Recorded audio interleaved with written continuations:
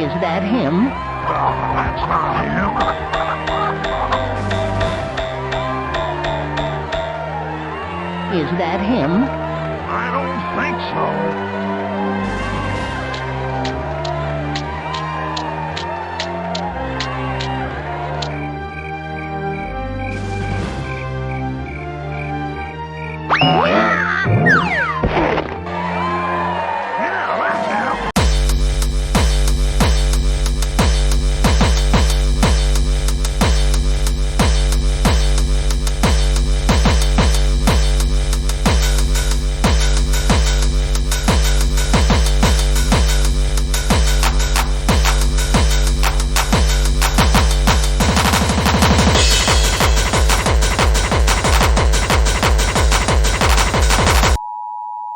This is a test.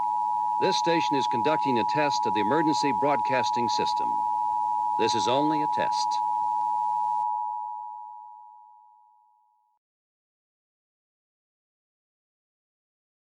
What's going on, Internet? Welcome to February 2022. Hi. Hello. Hello. Hope We're here. everyone is surviving 2022 despite its best efforts.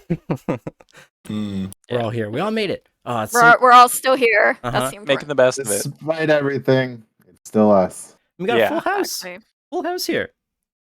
My mic on? It is on. Good. Just making sure everything's Yeah, good you're here. Everything's good. Oh, this is good. And no technical problems today. Knocking on wood. But we're here to have a good time. Thanks for joining us. We got an awesome show full of two amazing guests, two awesome games that we're going to be checking out. It's going to be super fun. But first, let's just do a quick round since there's like so many people here. Jonah Davison, what's going on? How you doing? I'm doing pretty well, given the circumstances. Uh-huh. The game I'm helping out with is coming out next month, which is scary. What And that's game, Jonah? Tunic. Yeah.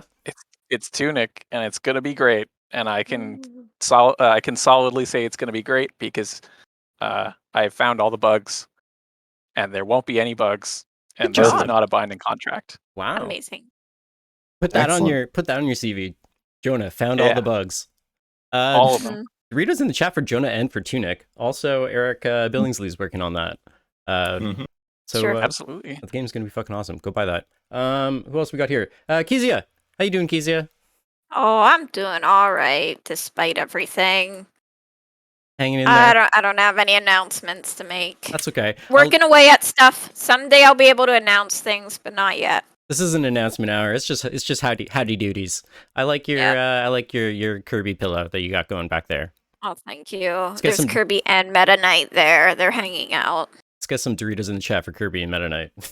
they came all this way to be on the show too. Exactly. Eric McQuiggan, how you doing? Doing swell, Derek. Thank you for asking. Oh, Hello. what you got going on these fine past few weeks? I've been mostly trying to make electronic musical instruments. Oh, that's right. Ooh. Yeah. Yeah, I've been seeing your experiments. yeah. It's a lot of fun building things with melting metal into other pieces of metal and then torturing it with electricity until it produces horrible noises that you turn knobs to turn into less horrible noises. It's a lot of fun. It's like a mechanical torturer person. Exactly. Just bend it till it screams. If you want to hear the amazing things that Eric's been working on, you can join our Discord. That's an awesome segue, Mhm. Eric. Yes. DirtyRectangles.com/Discord, and you can check out the work. I think it's in the work in progress channel where people are sharing Yeah, I've stuff been that they're posting working it up on. there. It's a cool place to Yeah. be if you want to be in the cool place to be. James from the internet. I How's was it trying going? to get the invite for the Discord. Can somebody else grab that while I'm talking? I'm doing fine, Derek. I'm doing well. Yeah. We're taking back the airwaves. The counter protesters are taking back the streets. They're in Ottawa and here online. We're taking back the airwaves Oh yeah. from the oafs. Wonderful. Pirate radio. No oafs. No oafs on this oafs. broadcast. This is a zero oafs.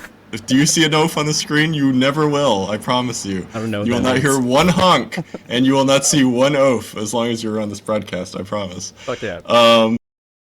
We have Well, we have announcements. We have some announcements to make.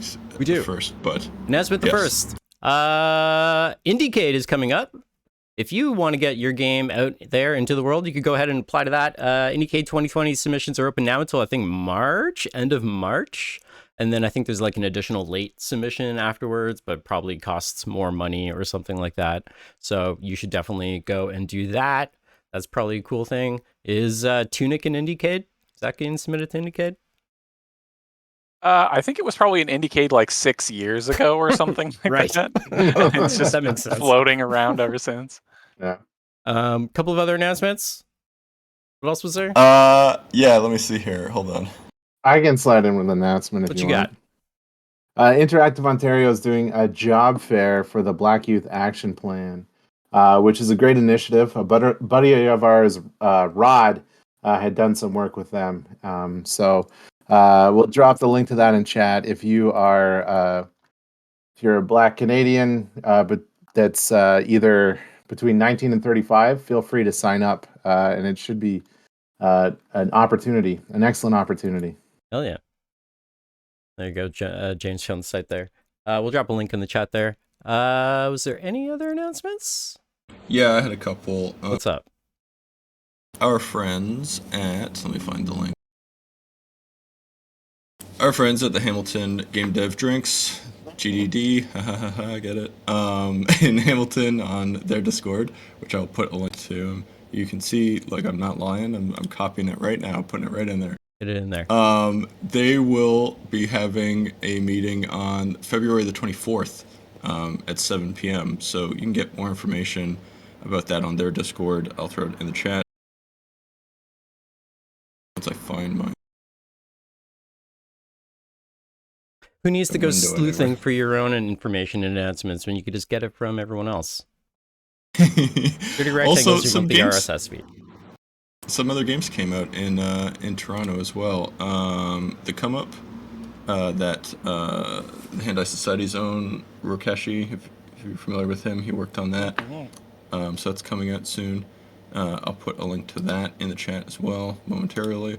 No, their work is very cool. Obviously, Tunic's coming out. All these indie darlings, all these wonderful games that you've seen.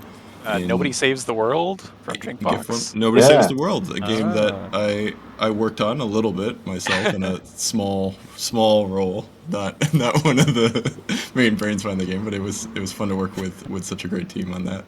Lots of cool people had hands in that, so Mhm. glad to see it well received. That's cool. Things are happening.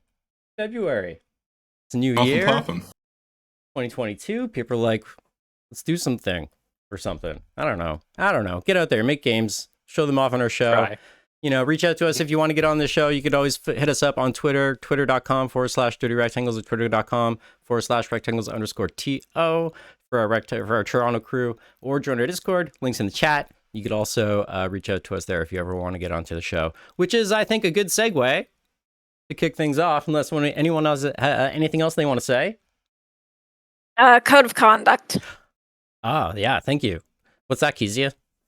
Yeah, so our code of conduct is in effect at all of our events, whether they're virtual or in person. Let me link to it. Or if someone else wants to link to it faster. Right at the dirtyrectangles.com. There we go. Thanks. Yeah, guys. it's just dirtyrectangles.com. It's right on our homepage. Yeah, it's just right on the homepage. Click code of conduct. So in effect at always in effect. It's pretty standard, I'm sure. There's a reporting system there if there's any Yep, there's particular a reporting concerns that you system. have. And Yep. it is anonymous.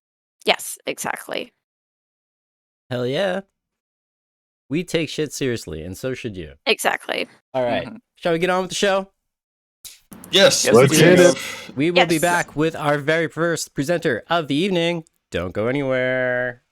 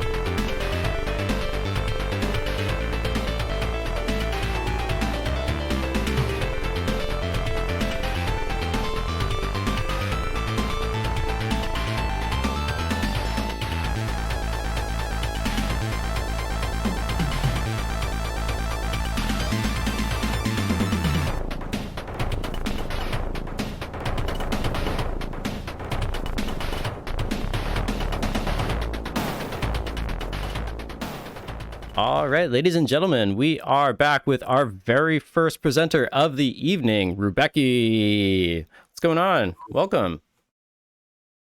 Glad to be here. Hell yeah. Thanks. I'm excited to see what you got here. I've been sort of spying on your Twitter a little bit, so I'll let you take it away. Cool. So I'm gonna be speedrunning an old demo of my game, Lawrence Lore. And this is an older demo because I have another one being released in March 11th.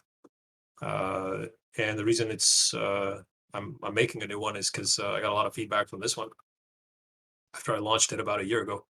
And I've sort of been both working on completing the rest of the game as well as making a new demo that's more representative of how the final product is going to look. So this one is kind of missing, a nicer main menu. It doesn't have controller support and a bunch of other things, but it's still a good representation of the core gameplay from the game. So Yeah, it's an interesting spot to be in terms of the development cycle. When you're making sort of games like this, what's your team size on this? Is this just you as a solo dev, or is there anybody else who does work on the game? I'm doing like 99 or 95% of it. Yeah. I have a contractor that's helping me do the music. His name is Ryan X Mesher. I also have 3D artist named Victor Nomenko, who helped with a few of the props in the newer demo so far. But I hope to have the budget, I guess, to have them contribute more, both of them more. Yeah, for sure. Yeah. So this was, because I guess I originally had just seen your stuff on Twitter. I guess maybe you were posting new stuff from the new version at that point. Yeah. So I wasn't aware that you'd already had a previous demo out, but I feel like that's pretty common, you know what I mean? Like a lot of people, they get something out and then,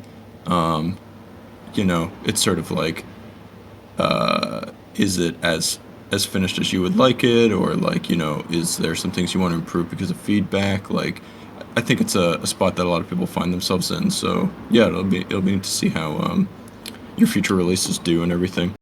Yeah, basically using demos as like a early access approximate, I suppose. Just because there's no reason not to. Yeah, for sure. It's a good way to get people playing it and interested in giving feedback. So yeah. So a bit about the game. Lawrence Lore is an atmospheric first-person climbing and parkour game with 90s first-person graphics. So similar to Quake, Half-Life, that era. So the easiest way I describe it is if Quake had a baby with Mirror's Edge, and you'll get Lawrence Lore if you just add climbing pics. So let me just get this demo started. Yeah, the way I always describe it to people when I was saying we were going to have you on the show is that it's kind of like you're playing Half-Life if it was just the bridge sections. Yeah. Part of the inspiration came from just playing games in the 90s and just trying to get out of bounds and go to places where you're not really supposed to. And then I released this other game called Hatch, which was supposed to mimic that as well. And then after I released that, some people told me about KZ Climb, so like Half-Life parkour maps, basically. And then I also found out about Quake Defrag, which is the same thing, just with Quake maps. So I started to look into that, and then I don't know, I sort of liked that idea. I borrowed it, but just made a game entirely based on something like that. Like imagine exploring just a whole out of bounds map, and that's what this is supposed to feel like. So it's about an android, this one right here, who gets lost in a massive structure after they are chasing like a glitch in their visual system. So they're first in like this idealistic living situation in a place that's called a colony, and then they're sort of lured out by this glitch, and then they're now stuck here. There's no going back, as this says. So I'm going to try to speed run this, and I'll explain the mechanics as I go. I don't know if I can do the entire demo, but let's see how far I get before I run out of things to say. I also turned off tutorials, but normally you'd get it popping up every now and then. So here's the environment. And the idea is that you can basically climb anything with these pigs, which I have not gotten yet. So the first thing to do in this demo is actually get the pigs. But here's some parkour as an example. So if you'll notice, there's no, you know how in Mirror's Edge, they sort of tell you everywhere that you need to go by highlighting things in red? There's none of that in this game. I did that deliberately because it feels like you're exploring on your own a little more. So I'm obviously... These thin beams are my favorite part. It's very, just sort of that feeling of jumping and actually managing to land on one of those. I feel like I almost have like a muscle memory for that from stuff like Half-Life or Quake. Oh yeah. Mine is mostly from testing a lot. That's where all my muscle memory comes from. And just about to get the pics right here from this dude.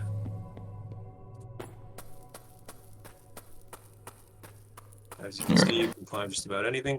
Now we can get that red dust. Red dust? No, I'm just joking. Actually, there is a feature that tells you where to go. If you press H, you'll get those hints. But let's not do that.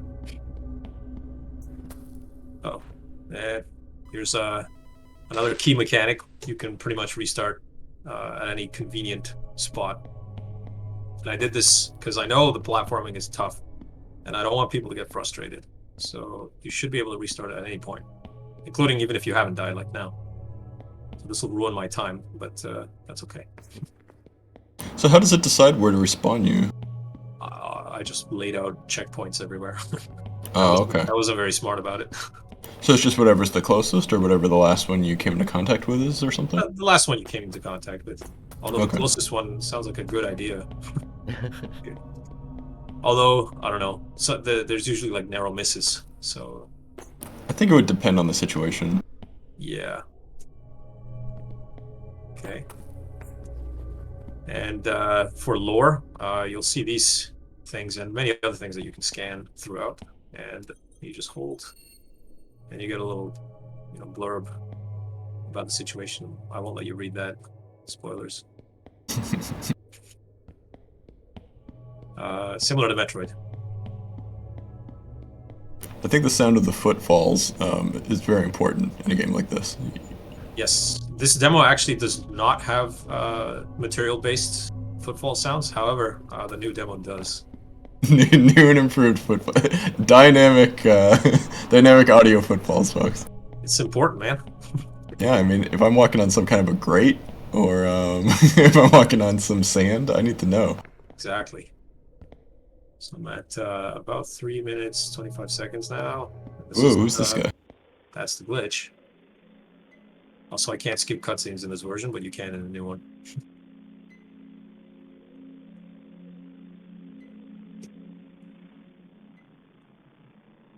So this, the gameplay here, where you chase this thing, I kind of borrowed from one of the Zelda games. What was it called? Skyward Sword, that's it. If you know the follow fee section. Anyone is aware of that, but... Oh crap. Oh. Made it there anyways.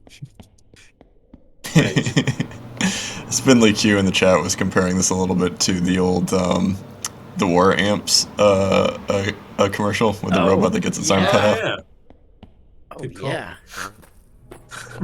There's a lot less saw blades, I feel like. There's a Avatar similar the vibe. robot. There's a similar vibe there. This is just sort of inherently dangerous because of heights. Yeah. Nothing to cut your arms off though. Not yet, at least. So what kills you when you fall? Is it a distance thing? Yeah. There's like a death, what's it called, volume down there. Oh, okay. So it's more of just Otherwise like a you'd fall in. Yeah. It's more of just like a hitbox of death. Okay. Yeah. It's... You also notice stamina. In the middle, there's a stamina bar there. Mm-hmm. And that's so you don't go off forever, because that would make level design incredibly difficult.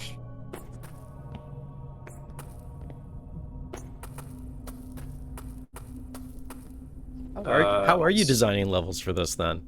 Like it's just so it's so freeform. Like you could just kind of go anywhere. Are you just kind of like willy-nilly throwing things around and then seeing how it feels? A little bit of that, but I also have like the visuals sort of in mind. Like I know certain scenes that I would like, certain objects. Some of it is like coherent, like it actually has meaning in the it actually has meaning within the world. And then it's also a bit of just designing the platforming first, and sometimes designing the visuals first, and then alternating between the two. Wow. Okay. This is a secret area. You don't have to do this. Just so you know. Maybe I shouldn't do this in the speedrun, actually. Whoops. There we go. But just to give you a taste of how difficult some of the platforming can be. But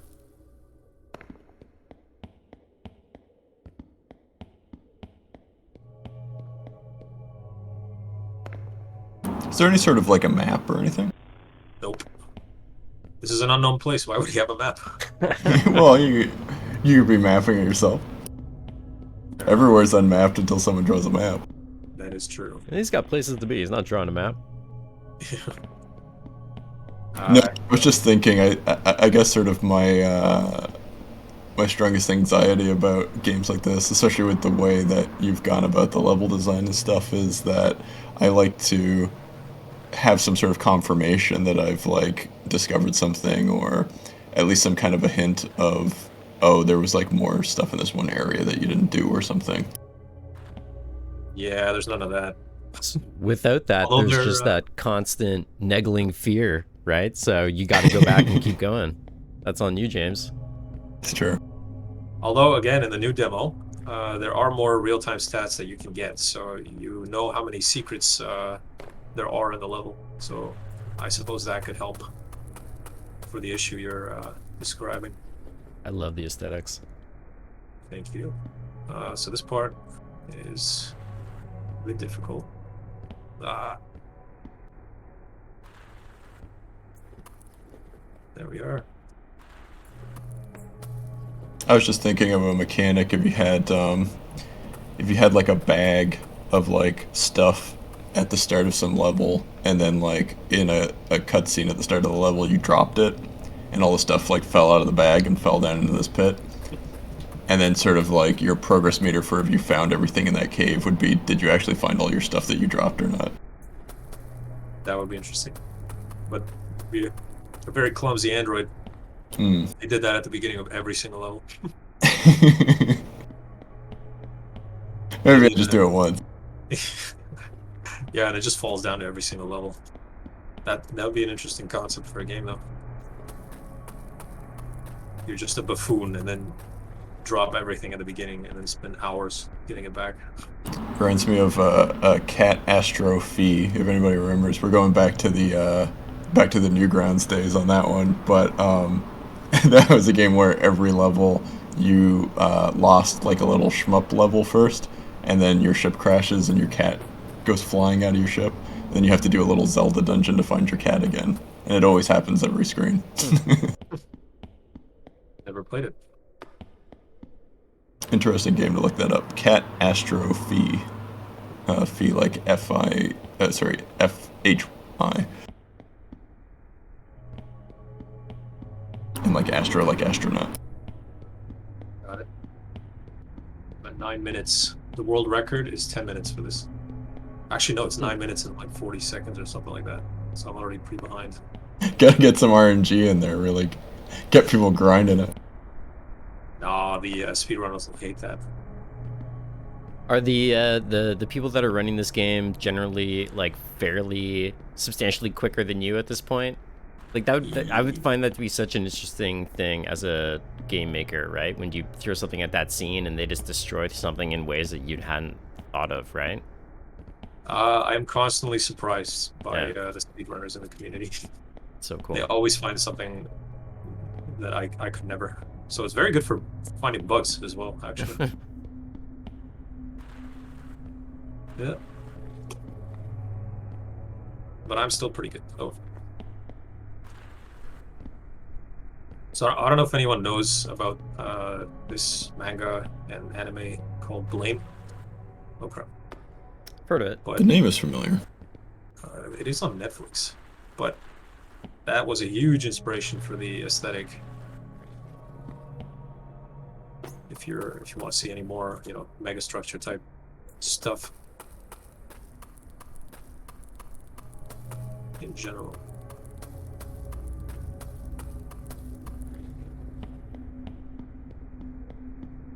Give me 10 minutes. I'm pretty bad here. I think my record was 16 minutes.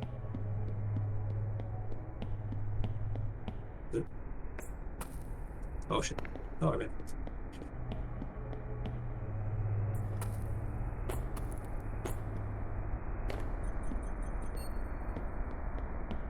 What are you building this in? Unity. And I use this thing called Pro Builder to just make the levels right in Unity, which Nice. helps a lot with the iteration speed. Most level designers, I think they block first, and then they there's maybe environment designers after that sort of make it nicer. But this is basically the blocking. The entire level is the blocking. So that's the convenience with the 90s style.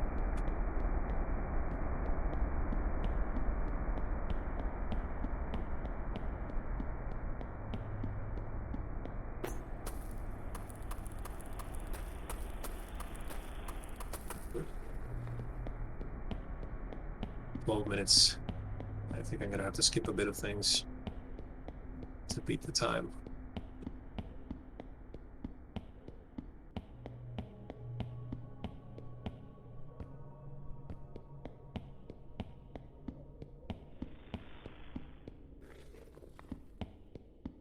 So I'm not gonna follow that thing in there because of spoilers. Although you can't get access to this demo yet. And the new one's completely different. There's, I would say, still a spoiler element to it, so I'm not going to go in there. Yeah.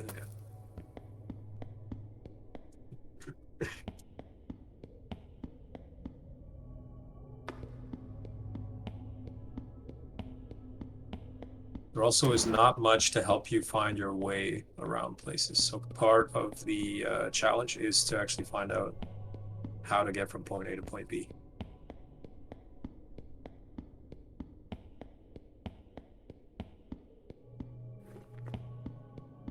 So you're saying this game was very inspired by just sort of playing games where you have like a high degree of movement around the map, and just these sort of larger maps that perhaps at times have sort of just almost like random extents to them, you know what I mean? Like sometimes when you're playing like a Counter-Strike map or something like that, I feel like there's areas that are just kind of filled in sort of willy-nilly just so there's sort of something there. And I feel like with your game it's like, oh, we'll take that kind of like feeling of just like, not so hand-holdy directed, like Mirror's Edge style platforming, but more sort of that free-form feeling of just sort of wandering around. But here in this game, that's actually the point. You know what I mean? Like the level actually has been made to do that in. Yeah, you're basically just not supposed to feel like it's a level. Yeah. So a couple questions in the chat. First one is from Biggerwig. Why did you go for this kind of PS1 style? Other than the fact that it's much easier to implement, Right. It's also much easier to read the platforming. So if it's like hyper realistic, like it'd be much less obvious where is climbable, where is like sliding surfaces, like what the materials are, what you can interact with, and what you can't. Right. Whereas here, it's very readable. Everything's fairly polygonal. Yeah. So it makes the platforming much easier. Less visual noise there for the player to deal with. Exactly, yeah. Another question from Extra Life Kev. Is this all one giant level, or is it broken in separate, distinct sections? So this is all one giant level, this area. But as you'll see, there's an ending to it. And then there's going to be, I think, 7 or 8 in total. Roughly this size, give or take. Cool. The average playtime for most people in the demo was about an hour, like 55 minutes. And this is, like, I guess, a minimal amount of lore in this level, as well as very few collectibles. And I'm not 15 minutes, 48 seconds. I don't think I beat my record, but not bad. It's hard when you gotta describe the game at the same time. You get It really is, yeah. the streamer's curse. People don't realize how hard that actually is to play a game and have some kind of intelligent conversation at the same time. Yeah. Is indeed a challenge, yeah. Yeah. Al the Chemist asks, are we going to see more KZ-like platforming in the main game, or are they going to be relegated to the challenge sections? Well, I'll try to throw that in as much as possible. Like, I want the game to progressively get harder and harder, even with some timed challenges in some of the levels. Cool. And the level I'm working on right now is a lot of sliding, and it's very difficult, like even for myself, to get to certain checkpoints. So I want the difficulty to ramp up, precision to increase over time, and generally difficulty to increase over time. And as they mentioned, the new demo does have unlockable levels. So there's you saw some blue crystals in this version of the demo. It doesn't do anything here except for remove the amount of times you died stats. But in the new demo, what it does is if you collect all of them in a level, you unlock an accompanying secret level, which is like an additional challenge, which is supposed to be much harder in terms of the platforming. And yeah, you'll get a lot of those also increasing in difficulty and length. Just more stuff to try and speedrun. Yeah, more options. That's awesome. Jordan Klooster asks, you said part of the challenge is to find your way around. Is it part of the intended design to look up online tips or maps, kind of like crafting in older Minecraft? Or is the intended play style WOR or whatever you call it? So I guess, should the player, like, I assume you're going for it's intuitive to navigate through the world as opposed to like you get tricked and you have to find the tricky path through, right? What I'm gonna go for, or what I am going for, is the main path should be relatively obvious. Maybe, right, with exception of some spots, but you should be able to see something in the distance, and it should like stick with you for a while, and you'll be bothered, and you're like, I'm gonna go see if I can get there. Right. Kind of like a rock climbing route, like you see a path and you think maybe I could do that, and then you try, and then maybe you'll get it, and then you'll find some like Easter egg or one of those crystals. Yeah, you need electrical tape stickers to show where to go. No, none of those. You got to color them red. Sections should be colored red so you know where to go. No highlighted ledges. No. Oh no! No white cloths draped over the sections that you can parkour up to the ceilings on. No cranes holding random, containers that are colored bright red in sequence so that you can jump off. No, none of that. This is so cool. So, where are the details? Where can people find more information about this? Best place is to go to Steam and search Lawrence Lore. I pasted the link in the Discord if you want to share that in the chat. Oh yeah, I think we've actually posted it a couple times there. Yeah. You can follow me on Twitter as well at Rebecki. I think it's _Rebecki if I remember correctly. Yeah, it is. Okay, at _ I learned that the hard way. Because there is another Rebecki. Yeah. Did you invite them to the show? Well, I put them in the in the initial promo blast, but I That's fixed hilarious. That guy got a good amount of traffic, I guess. But yeah, Steam, Twitter. It's also coming out on itch.io, the new demo. Nice. Yeah. This is awesome, dude. Thank you so much for showing this to us and playing through like the whole first level. One of the Yeah. cool things too, like I know a lot of people that when they come on here, sometimes they don't want to show like too much, right? Because a lot of like indie games are so I mean, this is maybe a little generalization, but like there's a linearness to a lot of like early game development, right? When you're working on things, but your game here is just so open and like, where do you want to go? Go make your path, right? Like it's cool to just kind of like see it like laid out like that. Because yeah, if I were to go through this, it would probably take me well more than 55 minutes to get to the end of this thing. Yeah. Well, as an aside, the new demo is the same area conceptually, but I completely redid it, and the demo is like half the length. So where you first meet the glitch, that's where I cut it off. So I just wanted it to be a bit more of a teaser. To whet the appetite, so expect a shorter demo, but more polished, more features, better design. And when can we expect that demo? March 11th should be on March Steam. 11th. I'm also releasing it as a standalone demo on Steam, like a prologue. But if you follow the main page on Steam and wishlist, please, I'll have an announcement ready with both links. So the Steam demo will be on the main page as well as the prologue page. 311. Very cool. Rebecca, thank you so much. We are going to get out here and have our next presenter in just a second. Let's get some Doritos in the chat for Rebecca. Hell yeah. And don't go anywhere. We will be right back. Thanks for having me. Bye. Thank you.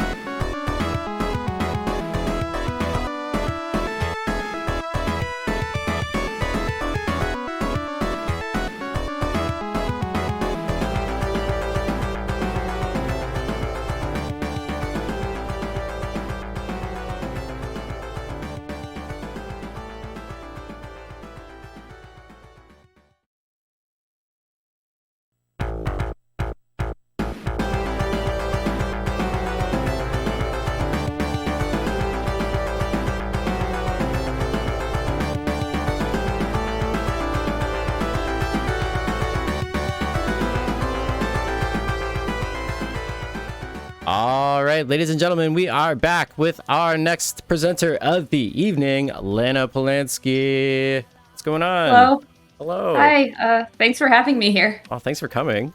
I see you brought something with you.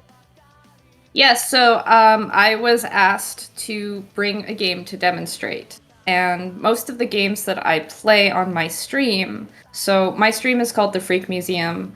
I stream once a week, either Sundays or Mondays, late in the evening. So you have to be on pretty much vampire hours to catch me. And most of the stuff that I play is generally speaking single player because I'm the only one awake. So this one I streamed a long time ago, Fight Crab, which is a game by a Japanese developer called Newsoft. But I only streamed parts of the campaign because I didn't really have anybody with me on stream to play it with.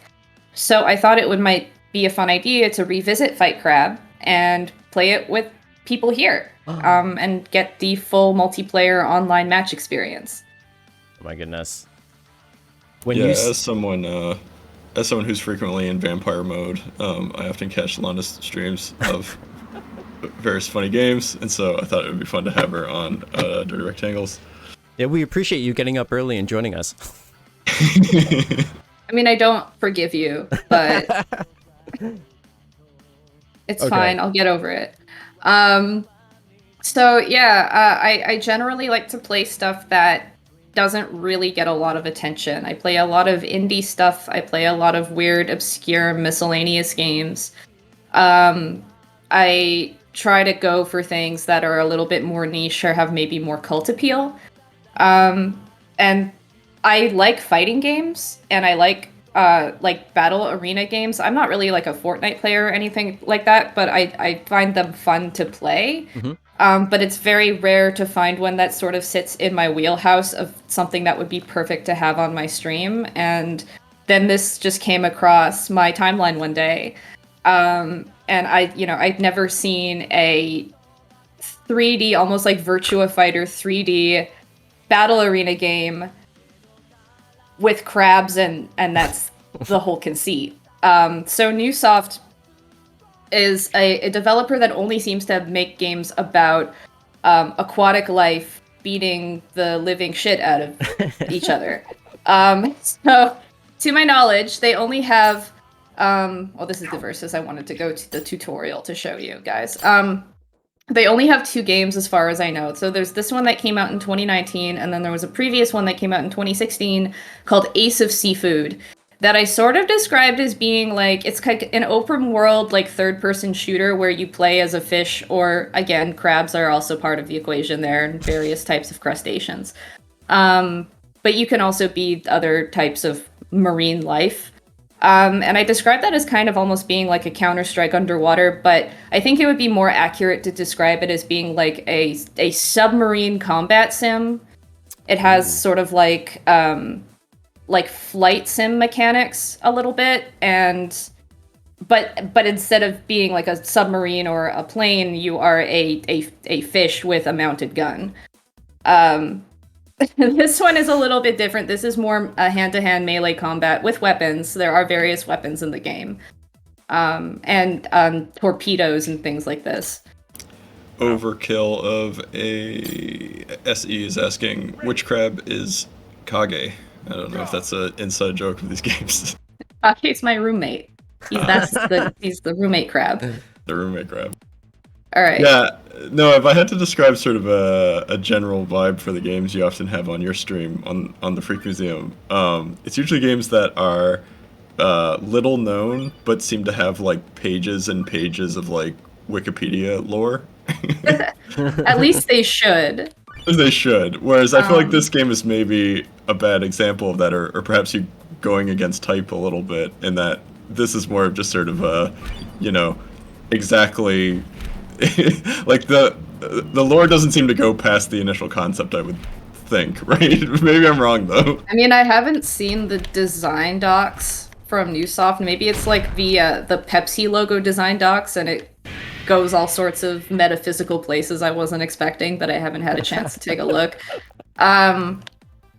So yeah, I mean, typically I do play stuff that is not super long, but is deep and rich, and there's a lot of meaning in what's going on. But failing depth and richness, you can at least get silliness and fun.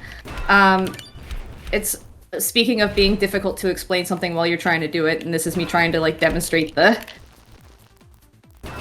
actual mechanics of the game while I'm trying to describe what's going on here. I feel like this game is kind of. Oh, sorry. Go ahead. I feel like this game is kind of like. It kind of takes the sort of like inherent silliness of a lot of games that would maybe be expected to be kind of taken seriously, like a Shinobi game or like what was that game that had the infamous giant enemy crab in it? I can't even remember what that was called, but just these sort of like, you know, a new version of the PlayStation comes out, the PlayStation 7, and it's going to have like a Konami game on it that's going to have, you know, some kind of like an anime hero looking guy or gal in it who, you know, has like a giant weapon. And I feel like those games, like, it's not like they're meant to be taken seriously, but this game kind of just like bombastically forces you to not be able to take it seriously by just like not even presenting it as like a traditional power fantasy or something. Like instead it's just like, oh, what if you were like a silly character? Yeah, what if you were a crab? Like, and so that is also something that really appeals to me is like parody games, and I really like miscellaneous games. Like I really like stuff like Incredible Crisis and Oh No, and Ori no Ryori, which is a really funny Japanese cooking sim game. So stuff that really relies on like slapstick and over-the-top goofiness and kind of like subverting a lot of the self-seriousness that's in a lot of these combat games, and just sort of having fun with it and you know, asking the player to also have fun with it, maybe. It's kind of funny because I feel like comedy in games has been around since like there were games practically. Oh yeah. And I feel like one of the first jokes that people go to is like just to make fun of the fact that like you're playing a game, you know what I mean? Like just like self-parody of the medium is almost sort of like one of the immediate go-tos. So it's neat to see that kind of evolve like over time and sort of like, you know, change what it's making fun of based on like what the people making serious games are doing at the time, you know what I mean? Yeah, yeah, definitely comedy has always been a part of it, and yet games have a reputation for not being that good at pulling off jokes. Yeah. Having poor timing, kind of just trying too hard, forcing the humor. But I don't think that's a fault of the medium.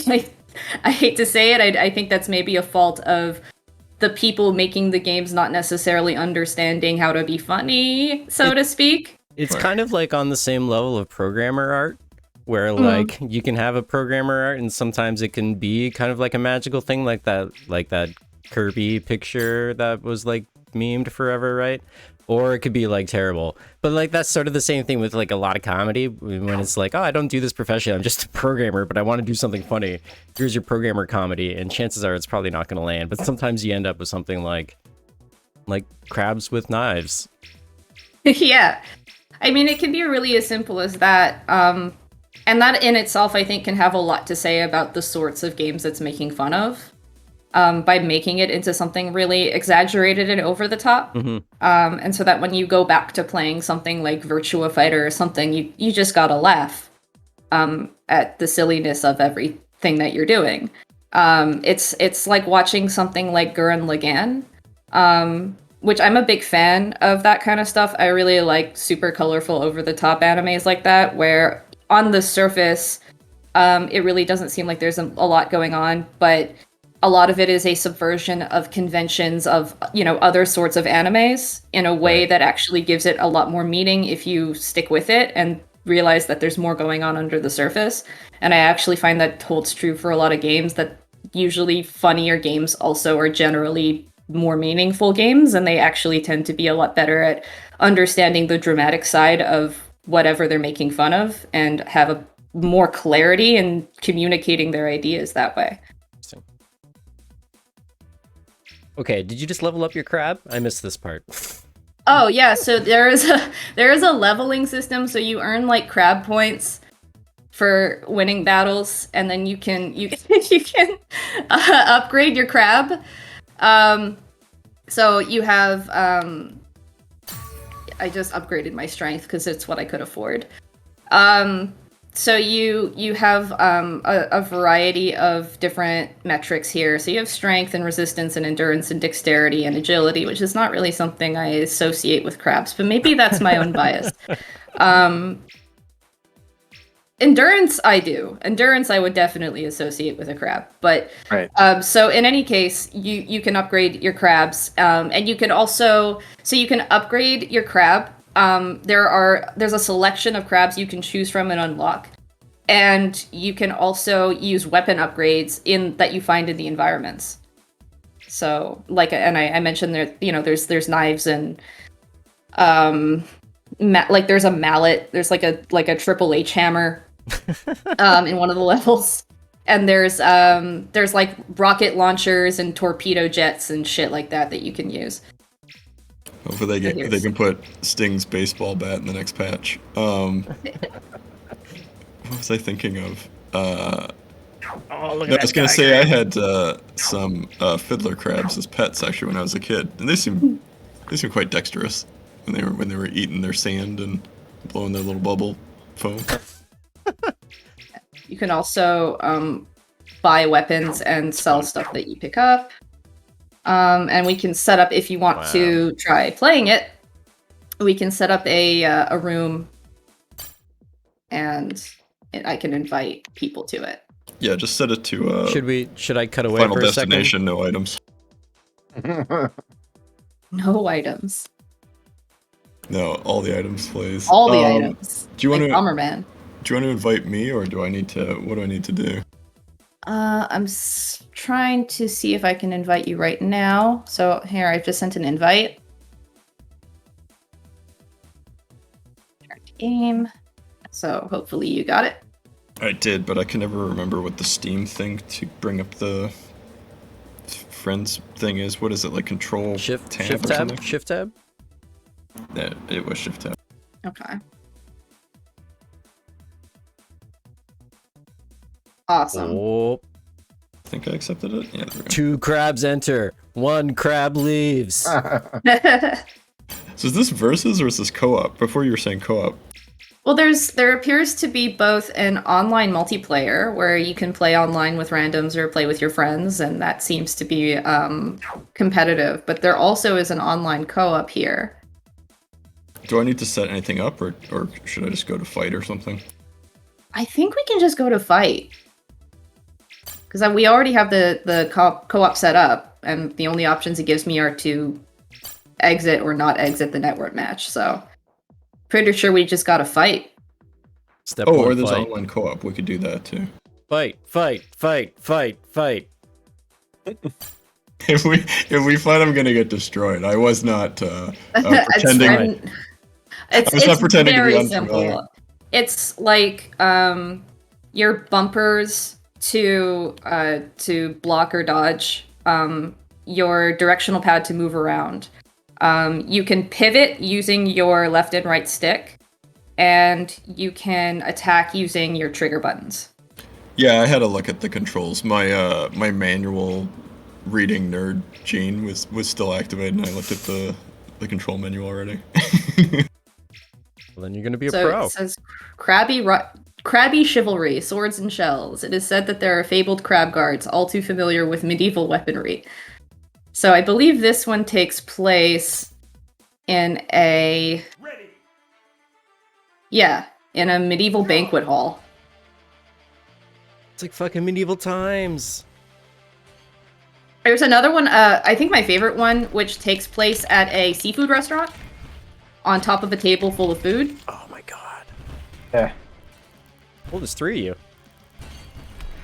Yeah, so we're doing co-op right now, and our enemy is this horseshoe crab with a sword who is fucking me up right now, really bad.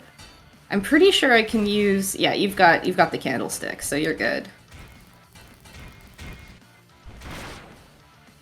it also has this like really, really floaty physics, so it always feels like you're underwater no matter what you're doing. So you're incredibly slow. Ah, he destroyed my candlestick. Oh no. Maybe I can. You can also, if you hit a D-pad button twice quickly, you'll dash in that direction. Ha! I stole his sword, I think. Oh, look out! He's got an axe. Oh no, he's got an axe. Oh shit! I've been axed. I'm stuck in the axe. I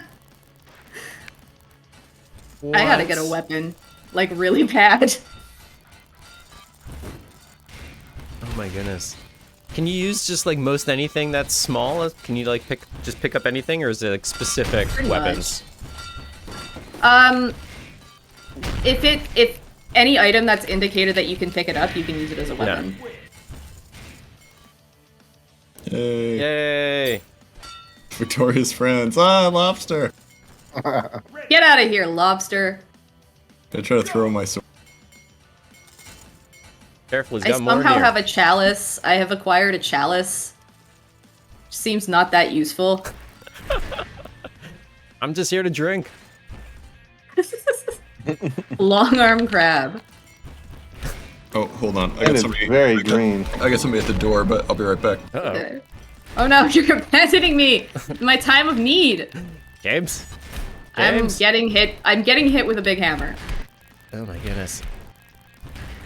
You can also, so one of the mechanics, you can use your pincer as a way to like stabilize your enemy.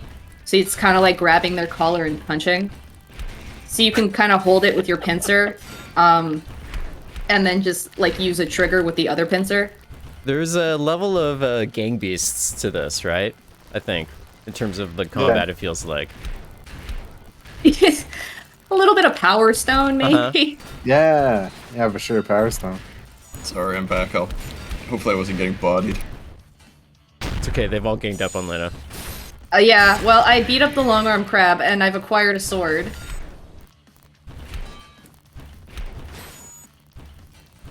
Oh my god, Mallet is no match for broadsword. Oh.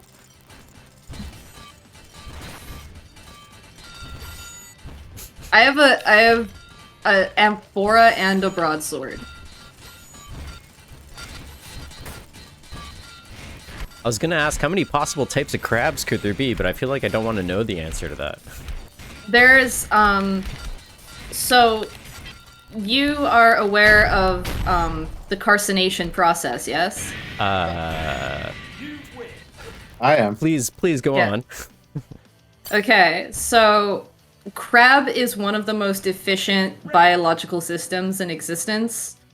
And there's a lot of convergent evolution with crabs, where a lot of sea creatures end up into some kind of evolutionary crab form Interesting. because it's so efficient.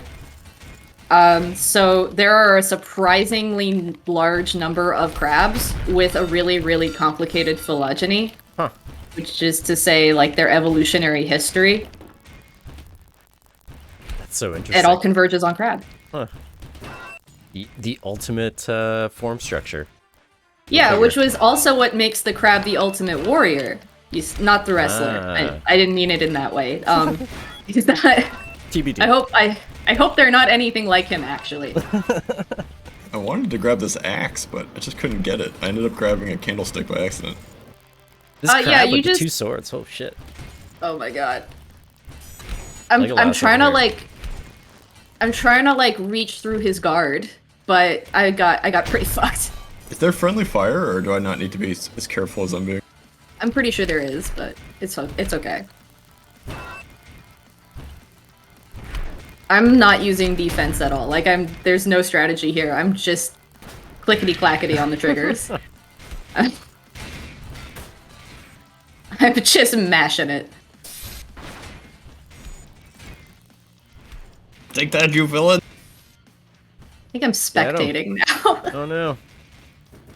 Go Jimmy.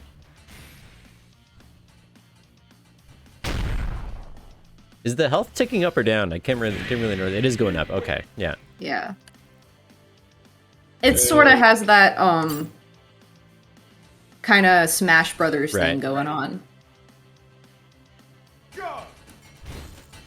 Oh, I have a chair. Most deadly of weapons. Not even a folding chair. Like a throne. Even more horrifying. This guy has he has a javelin and It's a a lance. shield. He's It's a prepared. Yeah. lance. How are you holding that? You don't want to know what I've evolved from. I was I hoping guess I could throw my weapon in an interesting way, but kind of just drops it. Maybe don't know how to do it. Yeah, I think it might be better if you can generate more momentum. So maybe if you have like a torpedo upgrade, it's easier to just send yourself flying and then throw whatever you're holding. Ooh, his belly is exposed. I kind of threw it there. See, I Delicious. feel like in a melee combat situation, if you're gonna come with a javelin or a lance, and I can just get inside your guard and destroy your belly, your scrumptious, delicious, meaty belly, it's over for you. Should just be wearing the shield on his belly. Dungeness Yeah. crab.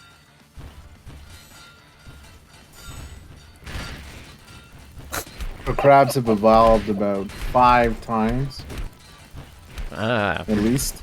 doing some science over here. Yeah, busy doing what every scientist does, which is look it up on Wikipedia. 5 different types, 5 opportunities where things have Yeah, evolved see, to crab. AoE that I didn't know about.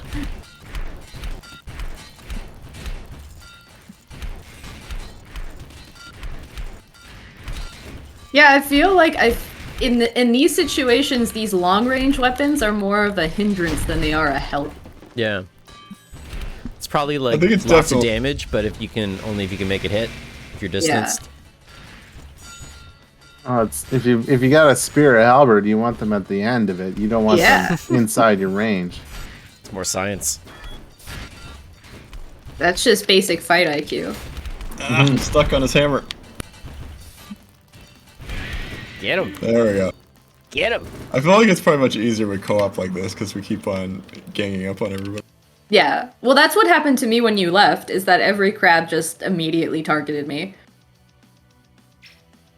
So we can keep going with this stage, or we can, like, try a new stage, maybe? Well, Yeah, I do you Yeah, Try let's see a new different stage. This is the final... Oh, well, if it's a final, Part of maybe. this stage, so let's we- do it. Let's we do can- the final. Yeah. Oh, we gotta take out the mud crab. Oh, coming for you, mud. A magic sword? What's going on there? Yeah. Oh, wrong. I mean, the other guy had, like, an energy field. I don't even know how he did that. I've brought the soul edge. Yeah, so I guess it just sort of becomes like Kingdom Hearts at some point. With crabs.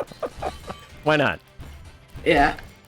I hear mud crabs could get like that sometimes. Kingdom Hearts is a game that I feel like I can't say my real opinion on, because if I do, there are people who will beat me to death with their bare hands. Ah, he blasted me. Just smile. Wow, I went flying. Wow. Ugh. The agony of defeat. Wow. All right, Jimmy.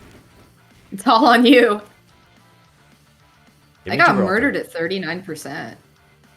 Somebody start playing the Berserk music. Oh no. Oh, it was too late. No. A mud Oh, crab. well. Flip yourself. Flip yourself. Yeah, you can punch up into the air to flip yourself. Oh, So that's I actually a guess- thing. That's cool. Yeah. So I guess we can go ahead and... Oh, new items added to the shop. Ooh. New exciting crab. Experience, we can go to Crustacean City, or we can experience the ninja crabs. Let's experience the ninja crabs. Alright. And I guess I'll keep it to normal, since we're both pretty... No, my network connection was lost. Oh, maybe because I went into the shop. Oh, maybe. Well, maybe I'll level up my crab a little bit, now that I'm here. So that's a persistent thing for your crab. Okay. Here, Yeah. invite me back into your friend party or whatever. Yeah. Your German sparkle party.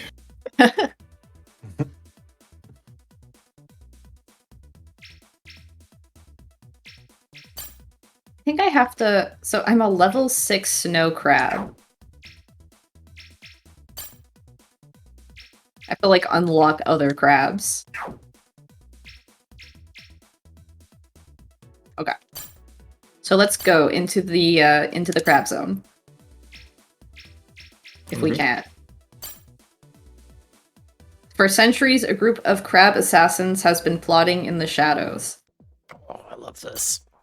I love this. Knew it. I don't know why it's not letting me. Is it making? Maybe it's forcing us to finish Krabby Chivalry before we can go to the Ninja Crabs or something. Hmm. It's just like not letting me. Is it letting you even do the other one though? Hmm. Oh no, there it goes. Just thinking Okay. about it. We are experiencing What? the Ninja Crab. Uh, So Oh my now it goodness. becomes Sekiro. I bought a lance as one of my new items. Oh god. There's See if I can grab one of these. Yeah. Oh, shuriken! Watch out.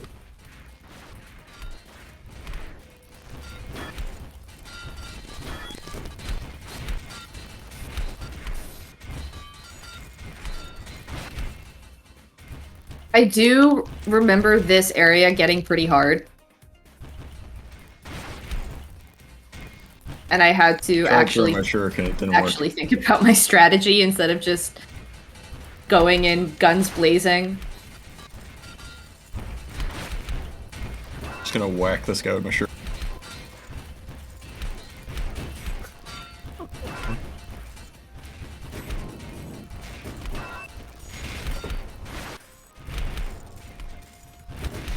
So I'm taking this guy to town with some lanterns. Explosive lanterns, eh? He's got a shuriken. I died. I don't know if it responds me. And I have a brazier. Someone's got a And sigh. some Watch out. I don't know. Ah! This isn't looking good. Get up, get up, get up! Get up! No! No! This one's harder because you don't start with any weapons. You gotta steal them. Yeah, they just come Yeah, at you this one's- hard. This one's really hard. You're also in a narrow corridor. You don't have a lot of maneuverability. Getting ambushed by those ninja crabs. Once again, stolen a lantern. Really, really would rather have the. Okay, I think I have the shuriken now. No, not quite. Okay, I'm there just we gonna go. punch him Now I with have my both. claws. Haha, now I'm ready for battle. Get him.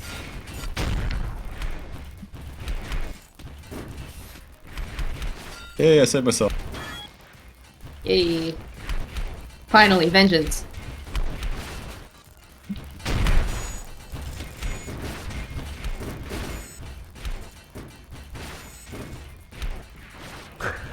So there's the type of crab called the Jonah crab. Does that exist in this game or no? Really? I don't think I've seen a Jonah crab. That's too But bad. you should send that to Newsoft and maybe they'll add a patch. Will do.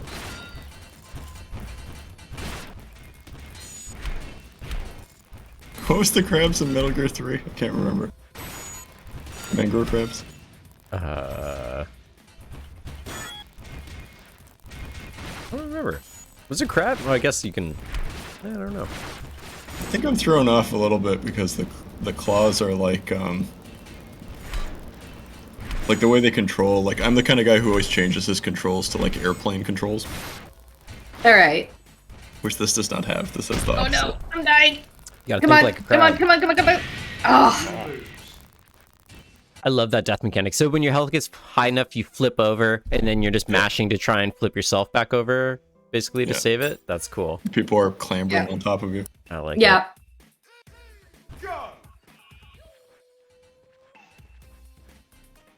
Gonna hide so I don't get hit And by these shuriken. ninjas. To be fair, these ninjas have been planning this apparently for a century, right? or centuries. So, which to a crab is nothing.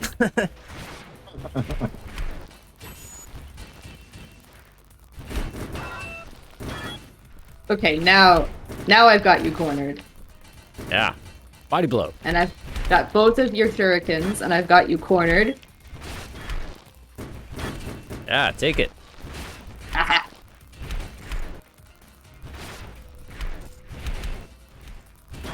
Yeah, you got this. You're just like holding him down. Yeah. No, he's getting away. Uh-oh. Okay, got him. Just gotta keep him pinned up Yeah. against the wall. Yeah, your rebellion is over. Yeah. Get back in your truck and go home.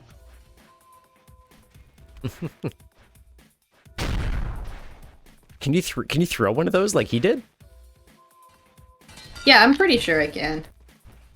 I guess you'd have to go pick it up again though after. Yeah. Ah, I Oh died. no. Now that I have these throwing stars, I'm feeling pretty confident.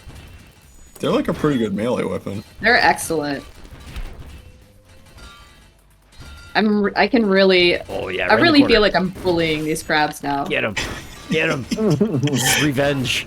The hardest part of Finally. controlling it is just that you've got like one thumb basically for each claw, but then you also have to drive your feet at the same time. I feel like I almost want to Yeah. put my controller down and just like use my index finger on the D-pad or something. It has a sort of tank control-iness to it. Yeah.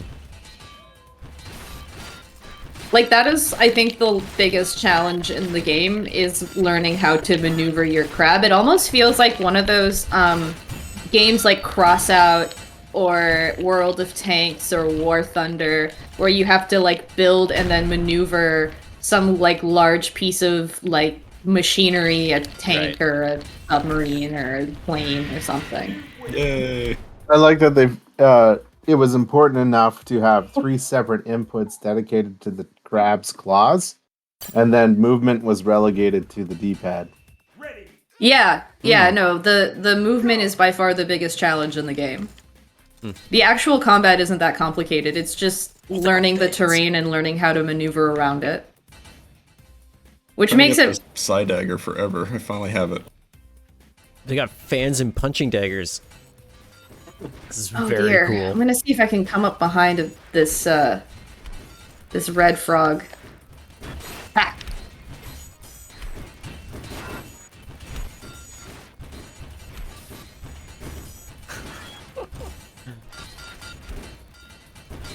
I love this. For a while, the ridiculousness of it being crabs kind of fades away, and you're like, yeah, okay, we're getting in there, exchanging body blows. Like, it kind of just turns into, like, a real fighting game. All I wanted was this fan, and I got it, Derek. I feel so accomplished. Fan yourself. You made it. So, like, say that you really want to play... Ooh, you can open know- and close the fan. Isn't that cool? I mean, Wait, is it... you probably can't see me. That's one of the things that it kind of shows, right? Like, is it really any weirder to be a crab doing this than to be like a space fox? Sure. You know? Right. It's all completely absurd and childish and Yeah. stupid, but If that's anything, fine. this is more interesting because Yeah. it offers a new control mechanic, right? Yeah.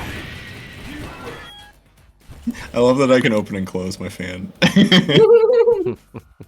You can be a little seductive with it. You can try like a little bit of a I can really subterfuge. I can really flap my eyelashes at people with Yeah. my eye stalks. Luring them in. This guy's Oh my throwing a God. damn what is this even called? He's got friggin' Vin Diesel's knife from the Riddick Oh, movies. look at that. He's got a flail Oh my goodness. and a hook knife. Yeah. He does have a flail and a hook knife. Wow. You gotta Well, he stop is a me. mitten crab, which is a I've got a- very cute name for a crab. I've got a fan, I've got a side dagger, and I've seen Oh, I got the Raphael use one of shurikens these. again. I think Oh, yes. There you go.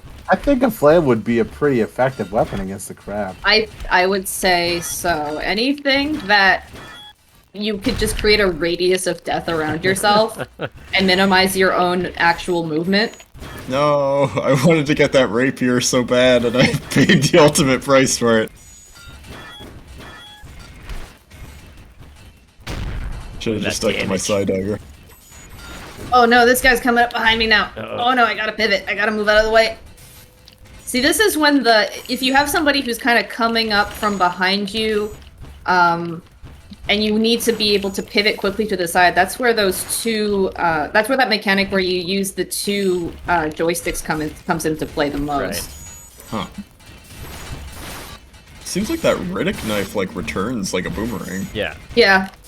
I also like that it moves with the velocity and overall physics of something moving underwater. Yeah, definitely. It doesn't look like it's moving through the air. It's at like half speed and floating.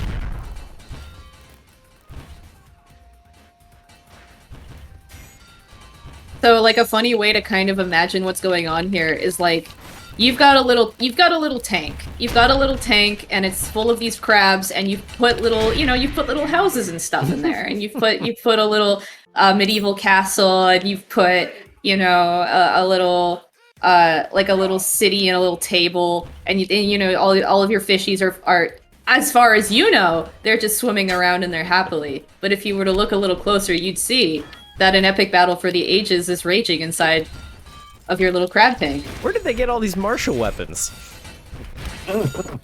Where did they acquire this? Where did this come from? That's another really interesting ontological Trained question. these crabs. Who trained them? Where did they come across a smelter, first of all, who could fashion weapons for them underwater?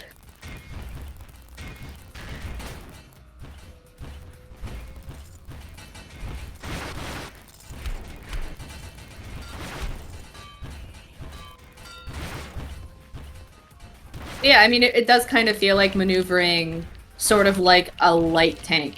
Yeah. Mhm. Are the spots glowing on the other person's? Like, is that like a sweet spot? Like when their claw glows red for like a hot second, or blue, or something? So you get that blue when you hit the bumpers, which means that you're guarding. I see. What are some people saying in the chat here? It's mostly just a bunch of People love crabs. Puns and various other things. Which, I mean, As it should Great. you can't be too mad about that, really. What are the choicest crab puns we're getting? I saw one. No, I can't find it again. It was. Does this co-op mode have mechanics to reward mutualistic play, or does this game only reward shellfishness?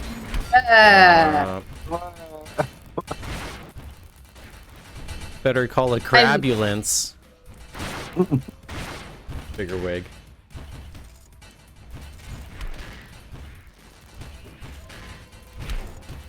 I mean, ultimately, yeah, I would say it does reward it. Like, if you understand the level and the enemy spawn points and what they're going to have, and you can work together to formulate a strategy, you're probably going to do better than if you're just smacking into each other all the time with your weapons and not really defending and not really, like, targeting the enemies in an intelligent way like we're doing right now.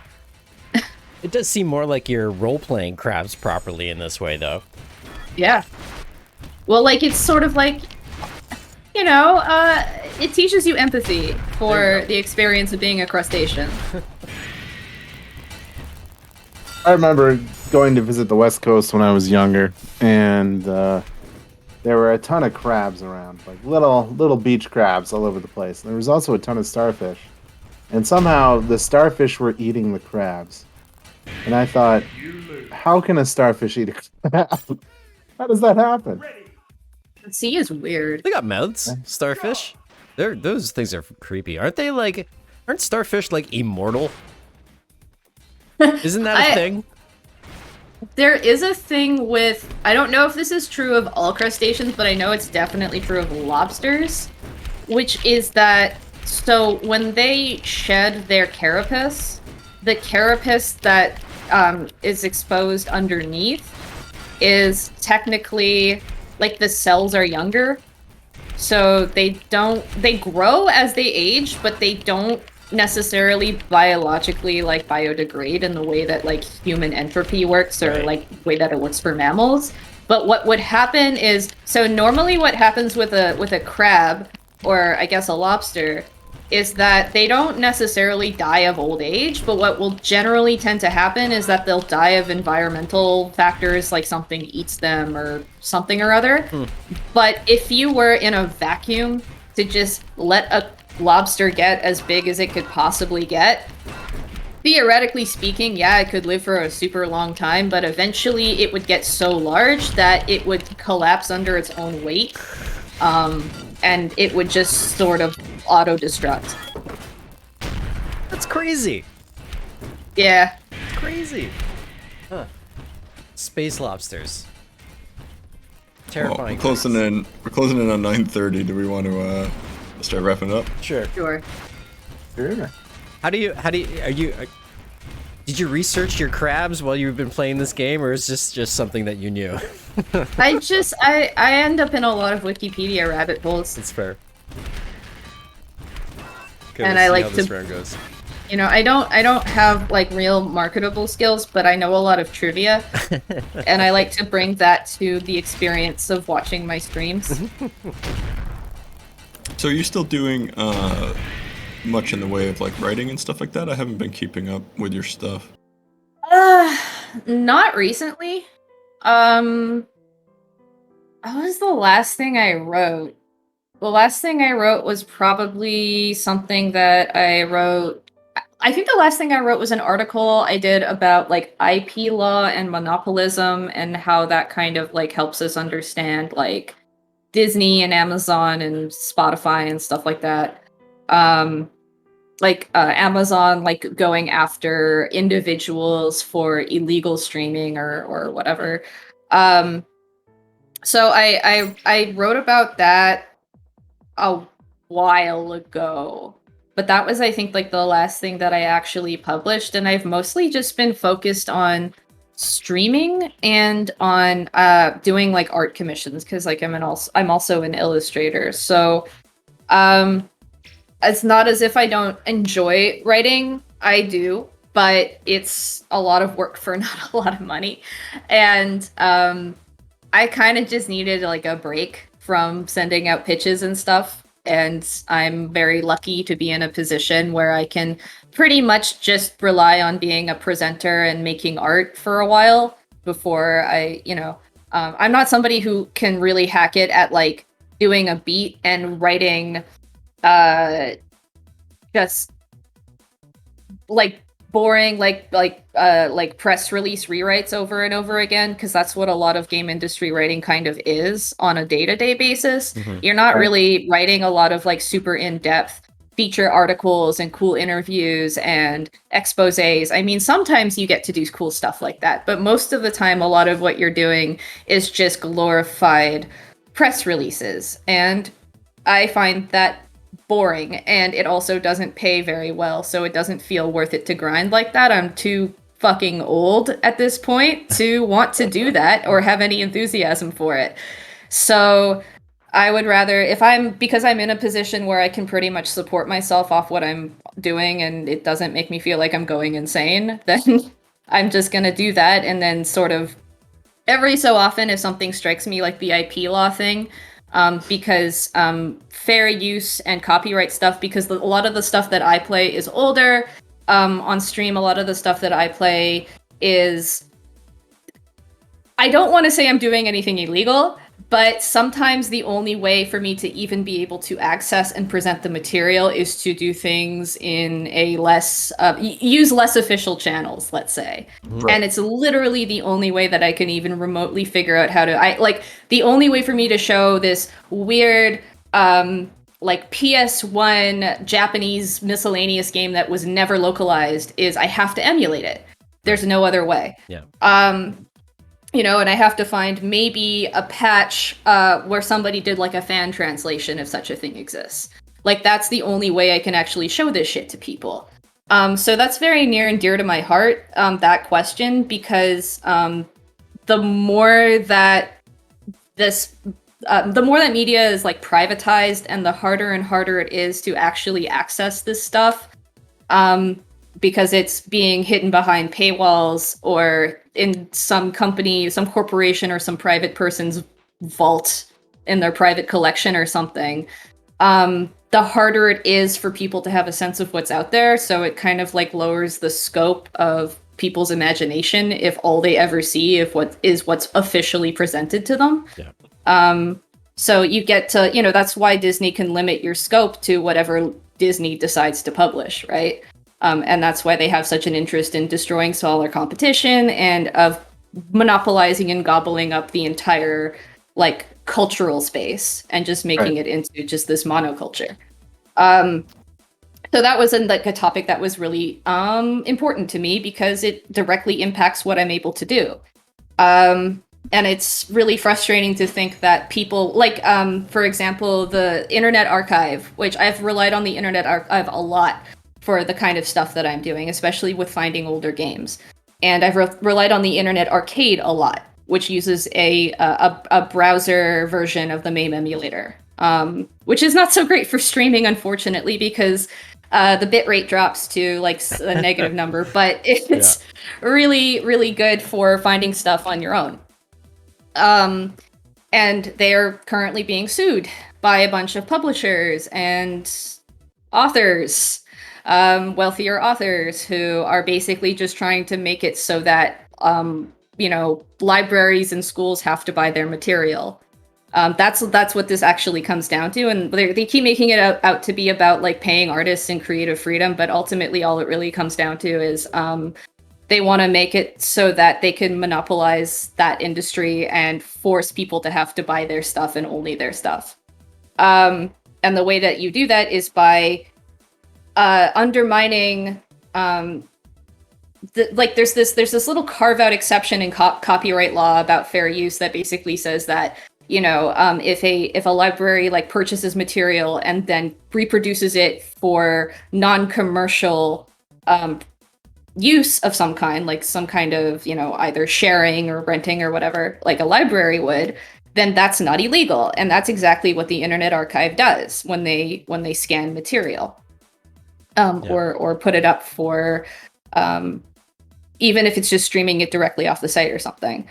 And publishers like Hachette and I think Penguin and Chuck Wendig and all those lovely people have decided that are basically claiming that what they're doing is theft when it is not theft. And if they are successful in actually carrying out this civil suit, it would pretty much destroy any library's ability to do any digital archiving whatsoever, because it would all be considered piracy.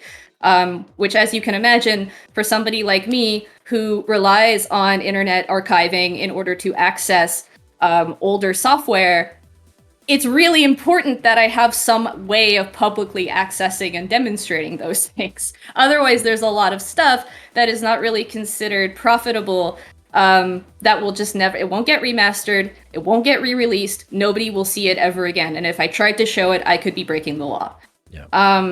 I think for me, that's one of the most frustrating parts, is that there are huge blind spots in like the history of games and other media where it's under someone's control, but the entities have changed hands 3 times and no one has any interest in bringing it out. And some of it's stuff that is relatively high profile, and it's just, well, we don't have an interest. And there's no means for you to play it unless you go through gray channels to find it. Or it just doesn't exist anymore because the content holders decided they needed the hard drives or the tape space for something else and wrote over it. So I agree 100%. The content should be available for people to access. I understand the idea that people need to make money in order to eat as an artist, but also on the flip side is you want to get your work out there and people to experience it too. And frankly, the people who are making this claim about, what it's taking money out of artists' pockets is, first of all, completely a catastrophically bad misunderstanding of how value is assigned in media and also like how people are even paid. Like you're not taking money out of like Hachette the publisher's ability to like feed itself. Like I don't want to get like too economical about this right now because I don't want to get it. But that's not at all how payment works. It's not like you don't buy a game and then the developers or whatever directly don't get paid for that. Not in a corporate context. That's not at all how it works. Right. How it works is that those things that are considered so like that's the variable cost of outlay. Like when you are setting up a company, you have to have enough money to say I can pay the people that are making this stuff for me. And then that should be factored in before you have actually realized that money in the market. So you need to be able to pay people before you've made your ROI, basically. And then any money that you get back is going to cover that and then some. And that's how you run a profitable business. But they're kind of trying to do this thing of claiming, well, you as a consumer are directly responsible for whether or not people get paid. And that's just not true, and it relies on a misunderstanding of how the economy actually works. And the people who are making these claims are at no risk of bankruptcy at any point. And it's most of the people that I see who are actually trying to defend fair use and defend, like a common ownership of media are people who are dirt poor. And those are actually the people who are almost always the ones suffering from, economic despair and like passing the same $20 back and forth. So obviously there's a little disconnect there if these incredibly rich publishers are making a claim about how, poor us, and it's the people who are trying to defend library rights who are the ones not making any money. Yeah, like not to oversimplify it, but you're basically paying... Like you're basically, by buying it, you're ensuring that they have, more cheese to attract their investors to let them be in charge of the next project the next time and hire people. You know what I mean? Like you're not paying the people, right? Because they don't have any control over that. They already got paid. No, they already cashed the checks. I mean, what you're doing is you're retrieving your capital so that you can expand your business. Is what you're doing. I was a professional developer for a decade, and I get zero residuals on all the games I've made. Right. Like, literally no money. It's such an interesting space to me, though, because it's, like you were saying, it's like, there's so many concepts that are tied up in it, you know what I mean? And I feel like the cudgel that they kind of beat us with is like, well, I mean, you want artists to be supported, right? And it's just like, it's such a lame... it's such a phony like sort of guilt trip defense. Like you wouldn't download a car, would you? I totally would. I totally would. Yeah. In fact, I always hated that when I was a kid. You wouldn't download a candy bar, bitch. Watch me. Yeah. Climate change is on us because we're not using paper straws. It's our fault. Yeah. Apple computers will be providing the platform where you can download a car, and you will be downloading it, and they will be getting like a huge residual from that car download. Like you also will not own your car. Yeah. You also won't own your car. Well, this thing I was saying, like it feels like you have sort of like the media space kind of congealing into more and more of a monopoly, like these large lumbering behemoth companies just trying to eat everybody up. You had all those big purchases in games recently, like Microsoft, and you have like Amazon trying to get into the space now and stuff like that. And then obviously everybody knows about Disney and all of that in film, and how you have sort of like these major like marketplaces that become kind of the established one, like Netflix and stuff like that. So they've got money to create the buffet of movies that you can pick from. But it's like at the other side of the deal is the actual consumer owning less and less. You know what I mean? Like you never have a physical copy of anything anymore. And it's like that was always phony to begin with. You know what I mean? Like obviously what is valuable is the Beatles album, not your pressed little copy of the Beatles album that you have.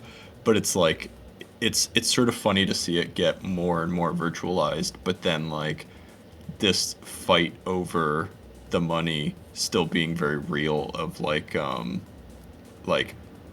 you can't play that old like sort of emulated game because I own the copyright. But it's like this vanishingly small value, you know what I mean? But they can still sort of like fight for it if they want to. I don't know. It's hard to. Yeah, I'd have to collect my thoughts on it, but you know what I mean. Like it's like there's so much like they can't stop everyone. You know what I mean? Like if you're on some new platform, Can't stop the signal.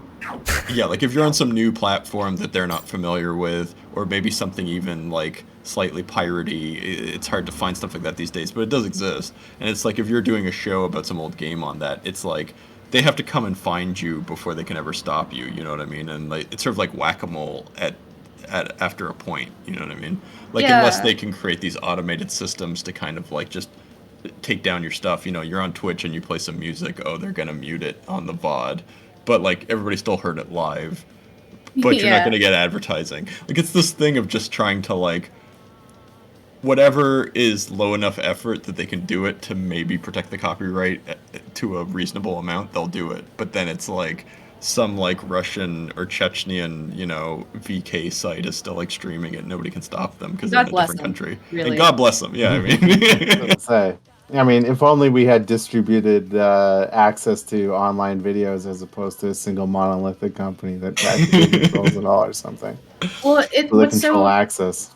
What's so interesting about it is that so a lot of like what we consider to be piracy, right? Like is ultimately for us the only means of actual public archiving that exists anymore for a lot of this stuff. Otherwise, like you said, it gets overwritten or disappeared behind some kind of like financial gatekeeping or whatever. So what's really interesting about like the rise of like peer-to-peer sharing and the rise of like online streaming is that right at first it was considered this sort of like internet Wild West where there was like it was kind of lawless. And like companies were getting in on it, but it was also like a lot of private sharing between individuals and stuff. And that is like at least allegedly what led initially to a huge drop in the price of record sales. Although there is some counter evidence that a lot of that also had to do with like overall drops in during COVID, like years later, like during COVID, right? A lot of what screwed over the record industry and why they started issuing DMCA notices to Twitch all of a sudden was the fact that they couldn't have live shows, so all of their merch sales went down. Right. And so that's why they just started, like Sony just started like automatically, they had thousands and thousands of them and they all started coming out all at once. And it was because they were trying to recover their losses. Right. So that was a way for them to recover their losses. So with the whole like, oh, peer-to-peer sharing destroyed the music industry, well, not really, because the music industry, I mean, a lot of that money comes from things that are other than record sales. But for a while, a lot of like the legislation that got passed in order to tamp down on things like Napster, or later something with Sesta Fosta that was used to tamp down on like cam sites. And there's like a really long history of new technologies first getting used by like pornographers and then eventually getting cleaned up for, you know, legitimate industries or whatever once it became an established technology. So a lot of that kind of legislation, a lot of that was lobbied for by a lot of private media companies and cartels like the RIAA, like Amazon, like Disney. And so as soon as they got their competition out of the way, then they started offering things like streaming services in lieu of P2P sharing. Right. And so it was the sort of privatized, enclosed way of doing the same exact thing, except now you have to pay a ground rent for it in terms of having to pay a subscription, whereas before you could do it for free.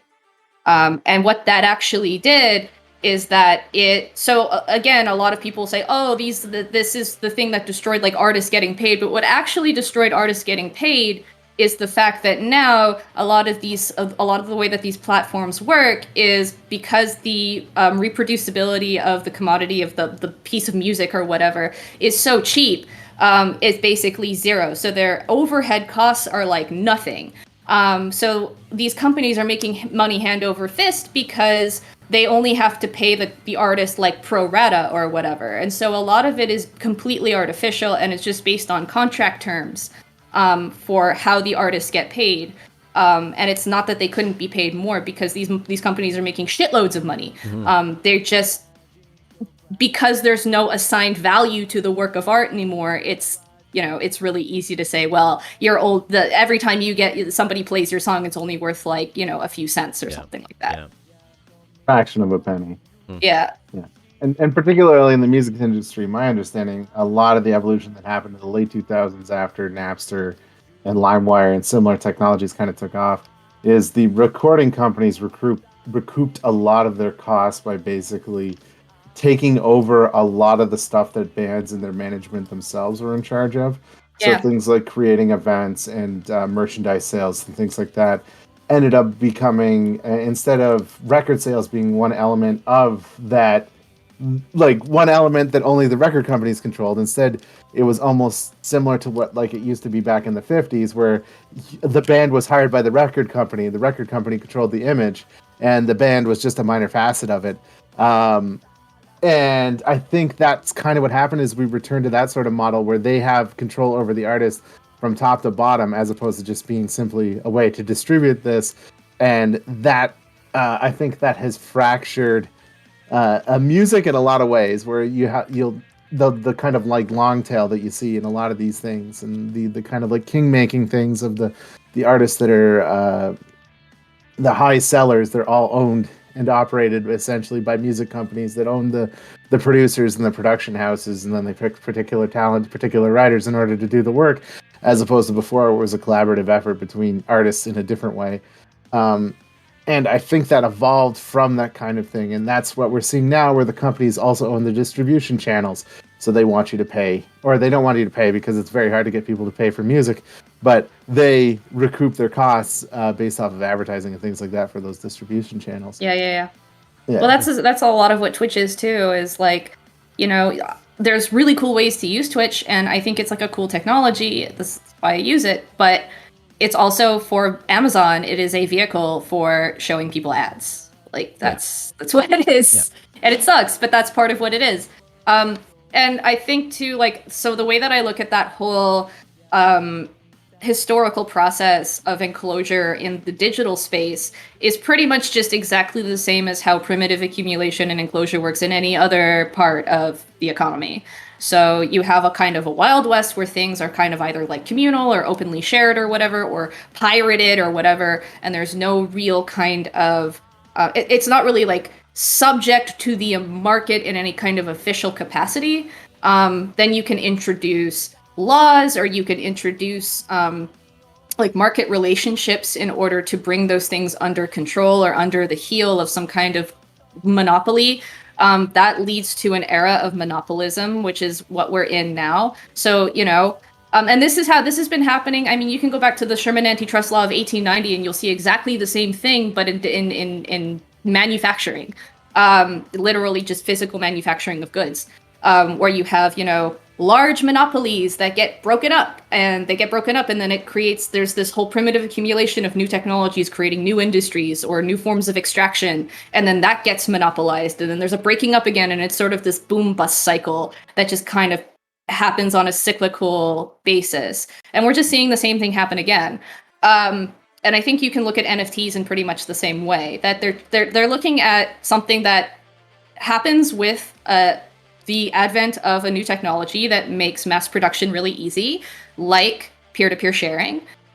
Basically makes it so cheap that it is just pure abundance with no scarcity.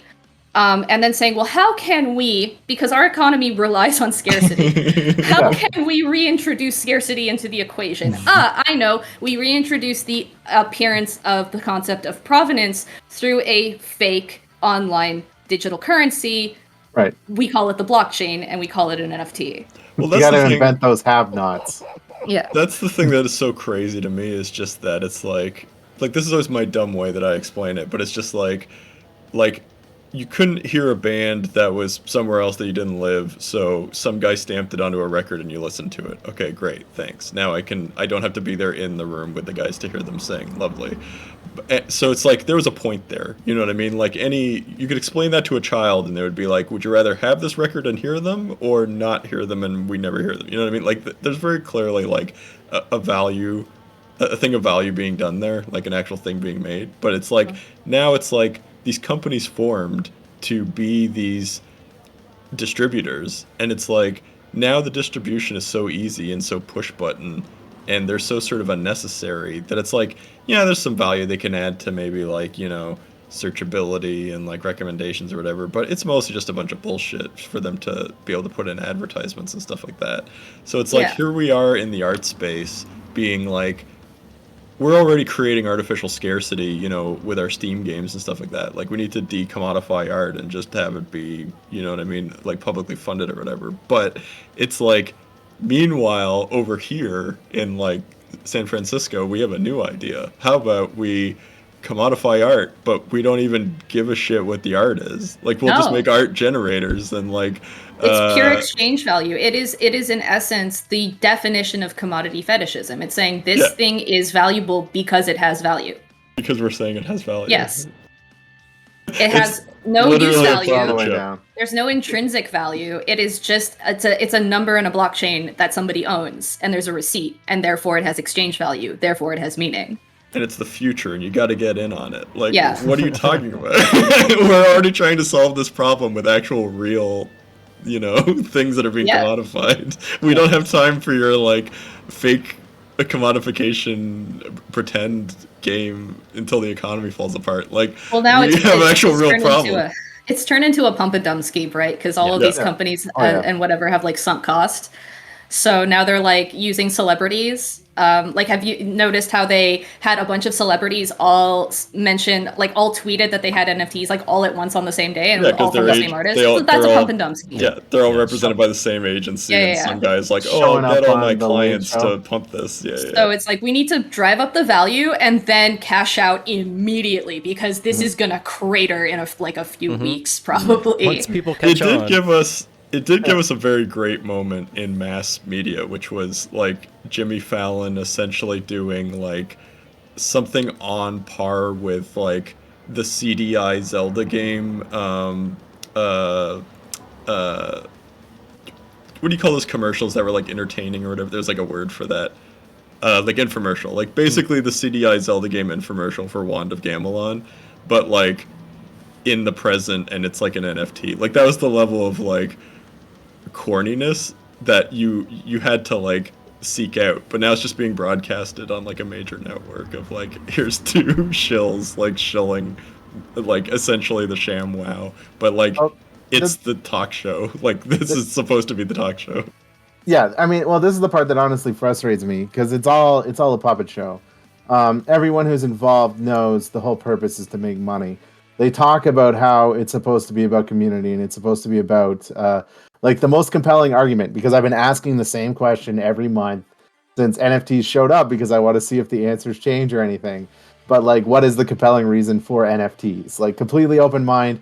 I will never buy an NFT, but I want to see why people want to be involved in these things. And usually it's a sense of community. Well, you can build community without doing an NFT. And that's usually the answer. Everything that they say they can do with NFTs, you can do without. And it's always comes down to, well, I made $4,000 because I bought this for $400 and sold it for $440, right? That always shows up eventually. They'll talk about how the community, they'll talk about the fragmentation of ownership, they'll talk about access to artists and things like that, and then it always becomes, yeah, I bought it for $400 and I sold it and I made $4,000 on top. Hey, you're good at gambling. My cousin's friend made $5,000. Yeah. Yeah, an old acquaintance of mine, his father worked as a futurist or something, which sounds like something out of a storybook, but apparently that's what he did. Large corporations would hire him to sort of like write big research papers about like what is coming down the pipe, I guess.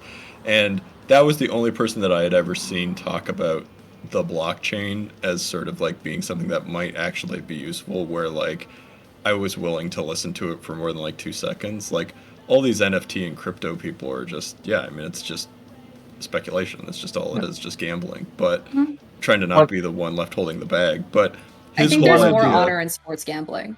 Yeah.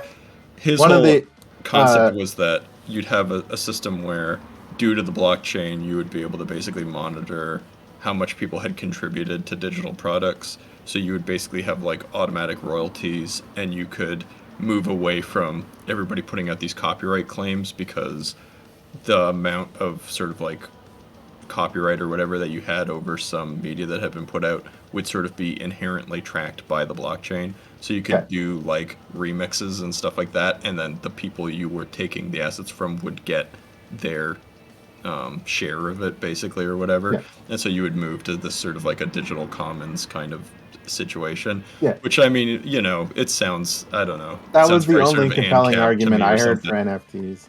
Was, Yeah. I was listening to a dude on YouTube, an artist who's been around for over 20 years, and that was his argument for it. And I think that on its face is a compelling argument. The idea that you could have individuals like pay money towards a project that you're working on and put money towards the building and the conceptualization, the creation of the album, sure, and then they will get an individual share in that album in order to recoup the cost once it's for sale, and then, you know, they get a percentage of it. Sounds great.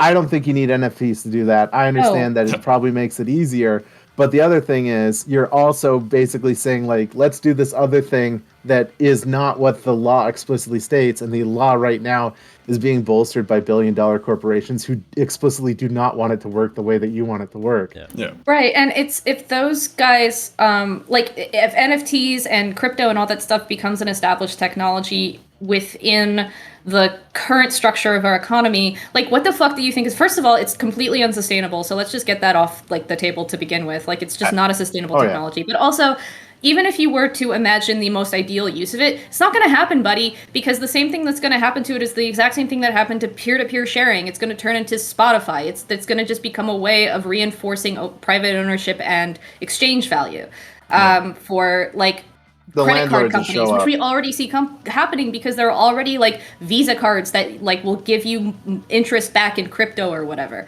So like that's going to be the reality of it.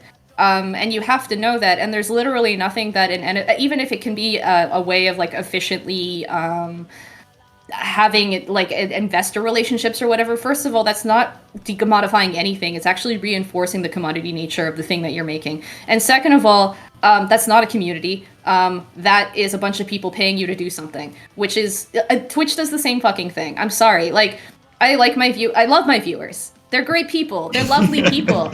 You always thank them all the time. I see it. I see it in these streams. And I do have to do very little moderation because everybody is smart and nice. But it's ultimately a consumer relationship. It's people paying me to present material. Like that's not what a community is. And if you want to have that relationship, you have to remove that element from it, and which means that you have to have some other way of producing the commodity in a way that's collectively shared. It doesn't mean that you don't use money to do it or some kind of like, you know, a universal commodity in order to do that. But the way that it's done through like private investment is just not producing the relationships that you want. It can't possibly do that. So like that's kind of the thing is like there's nothing that NFTs bring to the table that we can't already do with already existing capitalist processes, and also it burns a hole in the earth the size of Ecuador. So why? It's putting a hat on top of a hat, and that hat is a stovepipe hat, and it's an actual stovepipe, and it's actually polluting. And then under that hat is a monkey smoking a cigar. Yes. But don't make it cute. I hate those damn things. They're not cute. Okay. Can I just say, like as like an illustrator, I really fucking hate the NFT apes. Really a lot. And they look like the lowest budget pit crews. Yeah. I don't know, They are. They're ahead. P crews. They're P crews for crypto P bros. That's what they are. My big take on them is that they're very interesting. I got very interested in looking at the fancier sort of NFT art, like the stuff that doesn't look like a pile of shit. It's rare, but it's out there. And it's still bad art, but it is nicely made. Like the artisanship is actually there, but it's just there's no intent other than to make money. So it's just sort of this soulless art that has like any emotional content is very fleeting and just sort of like there without much thought put into it. Oh, here's, something that maybe makes me feel an emotion for like a split second. Okay, good enough. I have 1,000 other of these to do and like 20 remixes of them. So it's like, yeah. Well, Go ahead, sorry.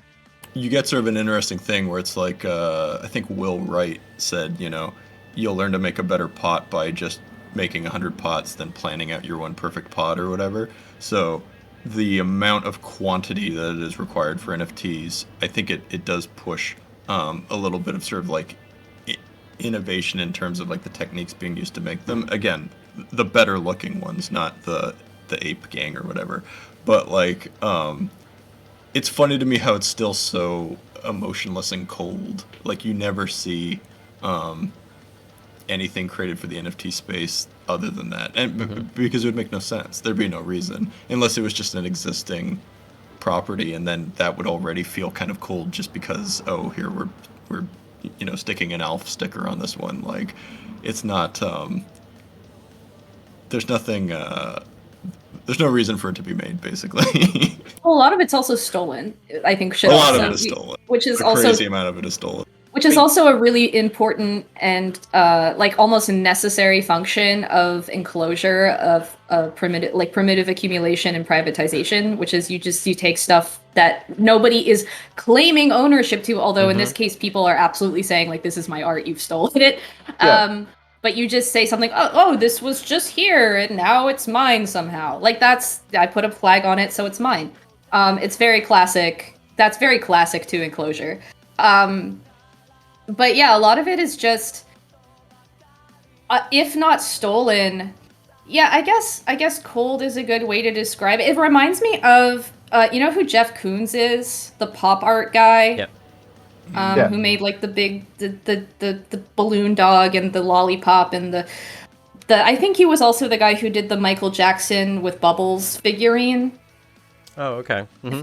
Yeah, it's like this, and so basically he and like Warhol, had, and all of these other kind of pop artists at the time, kind of had this sort of like weird, like a capitalist evangelism about art, where now you can submit it to the factory process. Almost as if it was government directed. So you can make art.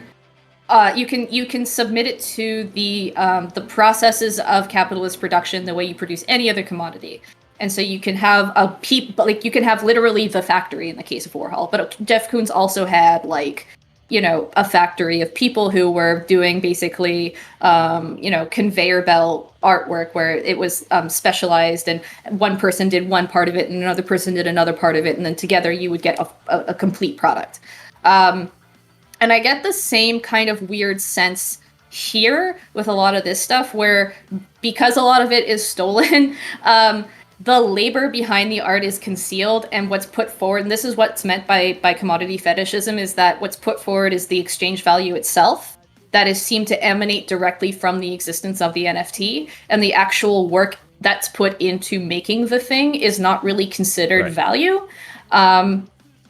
And so like it's got the similar kind of thing going on where it's like, behind all of this, what's producing all that stuff? What's making all the music and the movies and the games and the shit that you like? People are making those things.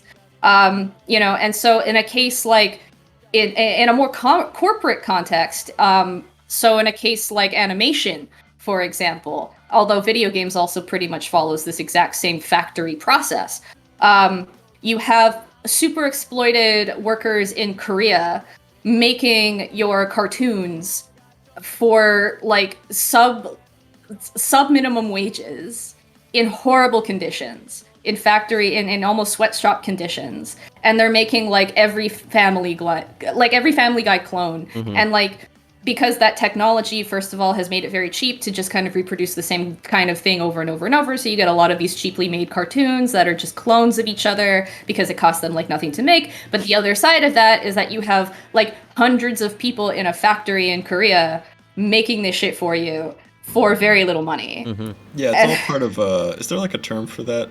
Sorry, my knowledge of theory is very juvenile, but it's like just the ability of capital to basically increase profit by pushing production away, like creating distance. You know what I mean? And then that way, it's super exploitation. Yeah.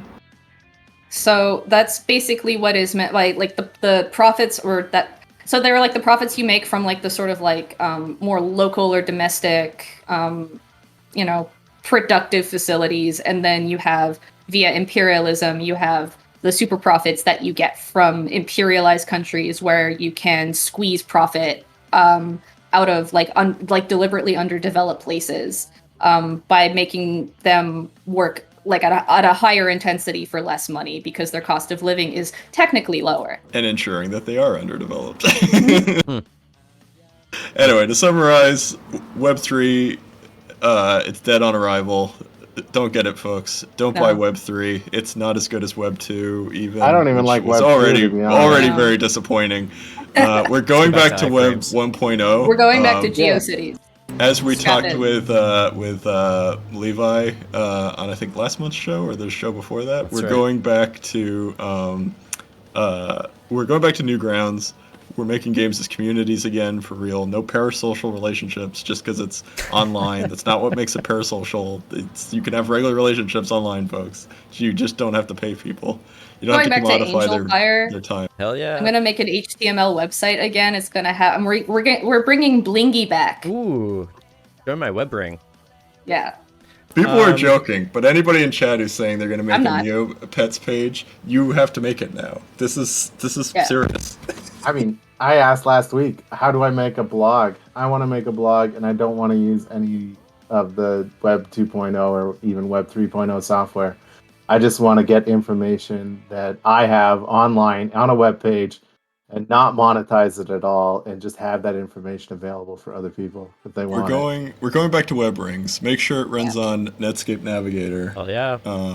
Get your frame counter at the bottom of the page, or your page visiting counter. Make sure that you never pay a cent to the Dirty Rectangles channel either. That's why we don't have any subs and we don't have any sub goals. Yeah. Only DOMs. Only DOMs on this channel. I mean, I will say when I do have the opportunity, especially if it's for a game that's recently come out, like Fight Crab, if I have the opportunity to give people a purchase link so that they can actually buy the game legitimately, especially for indie games where that consumer relationship is a little bit more direct, I generally try to do that. Yeah. I'm not trying to scam anybody out of getting like that's part of why I show this stuff. I want people to actually play it. It's just that that's not always a possibility, and especially the older and weirder and more obscure the game is, the less and less that's a possibility.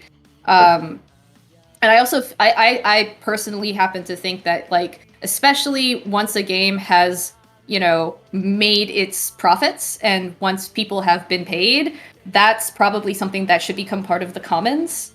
And the copyright should probably expire after a while, and it should just probably enter the public domain. But Disney has made that not possible because... Then how am I going to do my exciting reboot of Rocket Robin Hood, where it's I think there's an excellent... It's a live-action show. There's an excellent proactive thing that... As an indie developer, what you could do right now is, like, if you're backing up your shit on Git or whatever, you should probably also be backing things up locally. Like everyone should invest in their own local storage and not rely on these companies to keep your code and your game up or whatever. And then when you're done, you should probably put it up on Internet Archive, because that place is amazing, right? Like, once your game's already made, you made your money, put it up on Internet Archive, do your piece. Put it up on the... It's so funny how, like... Take a look. It is possible to just do it right. You know what I mean? Like, I don't know what people's opinions on stuff like, say, like Wikipedia are, but look at how Wikipedia has still managed to be, like, this big presence online, and yet I don't feel like they don't feel like Web 2.0 even to me, you know what I mean? Like, they feel almost like that initial thing, even though it's like a centralized thing, I guess, but it's like, there's so many contributors and it's so... spread out, and it's just kind of like, begging for money every once in a while. Like, I don't know, I kind of dig that. Like, that just feels honest to me, you know what I mean? I I Jimmy don't- Wales shows up and says like, "Hey, just $3. If everyone were like you and spent $3, then I don't Wikipedia- turn my I nose know. up. I know how they feel. I don't turn my nose up at somebody handing out the hat. I feel like it's actually quite an honest way to do things.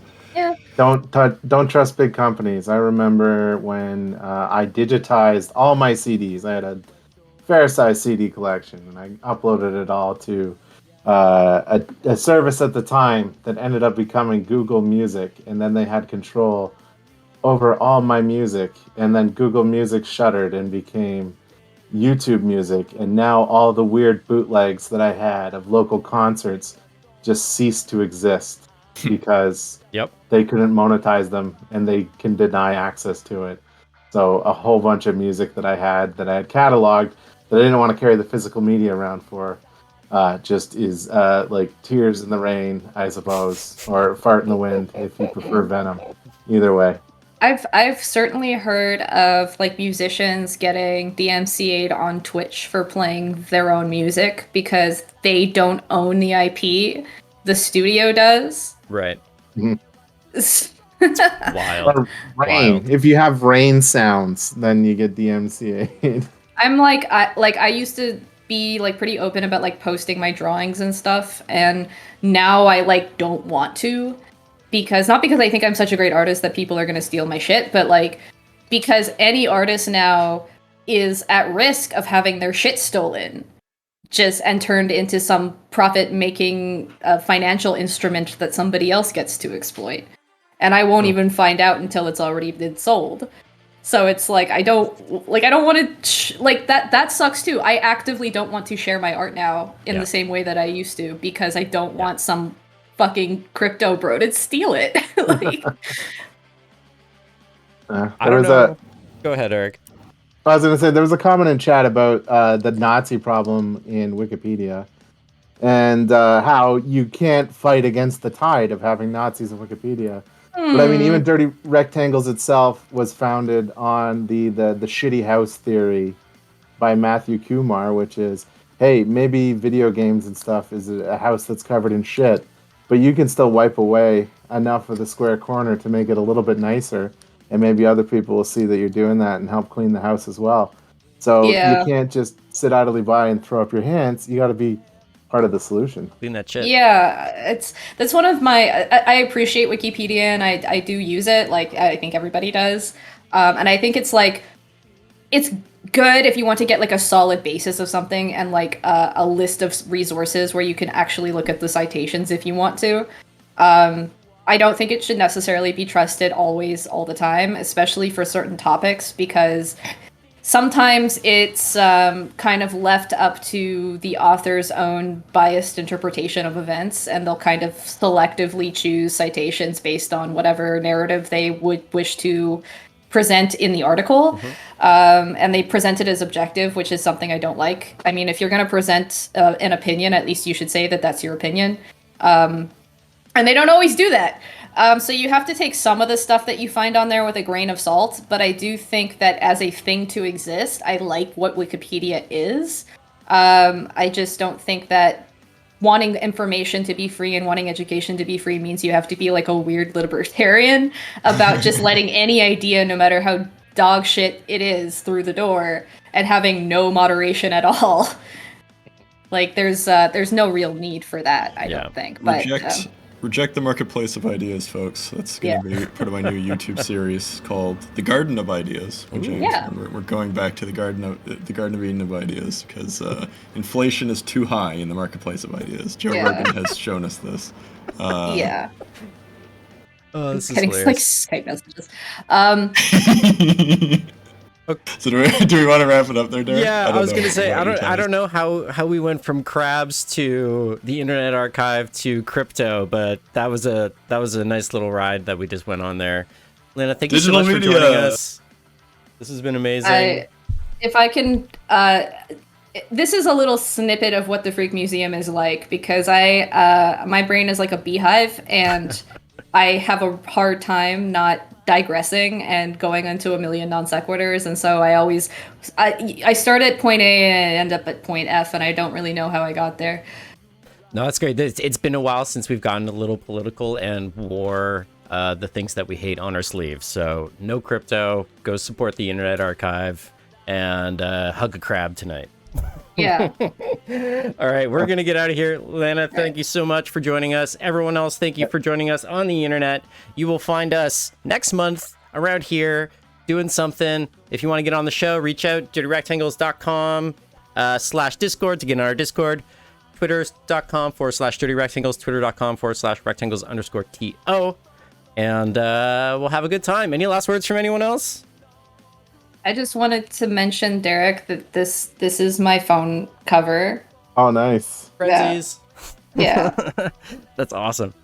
Hell yeah. Personal jinx. I was gonna say, thanks for covering Prince of Arcade. Oh, way years back and in the years day. ago.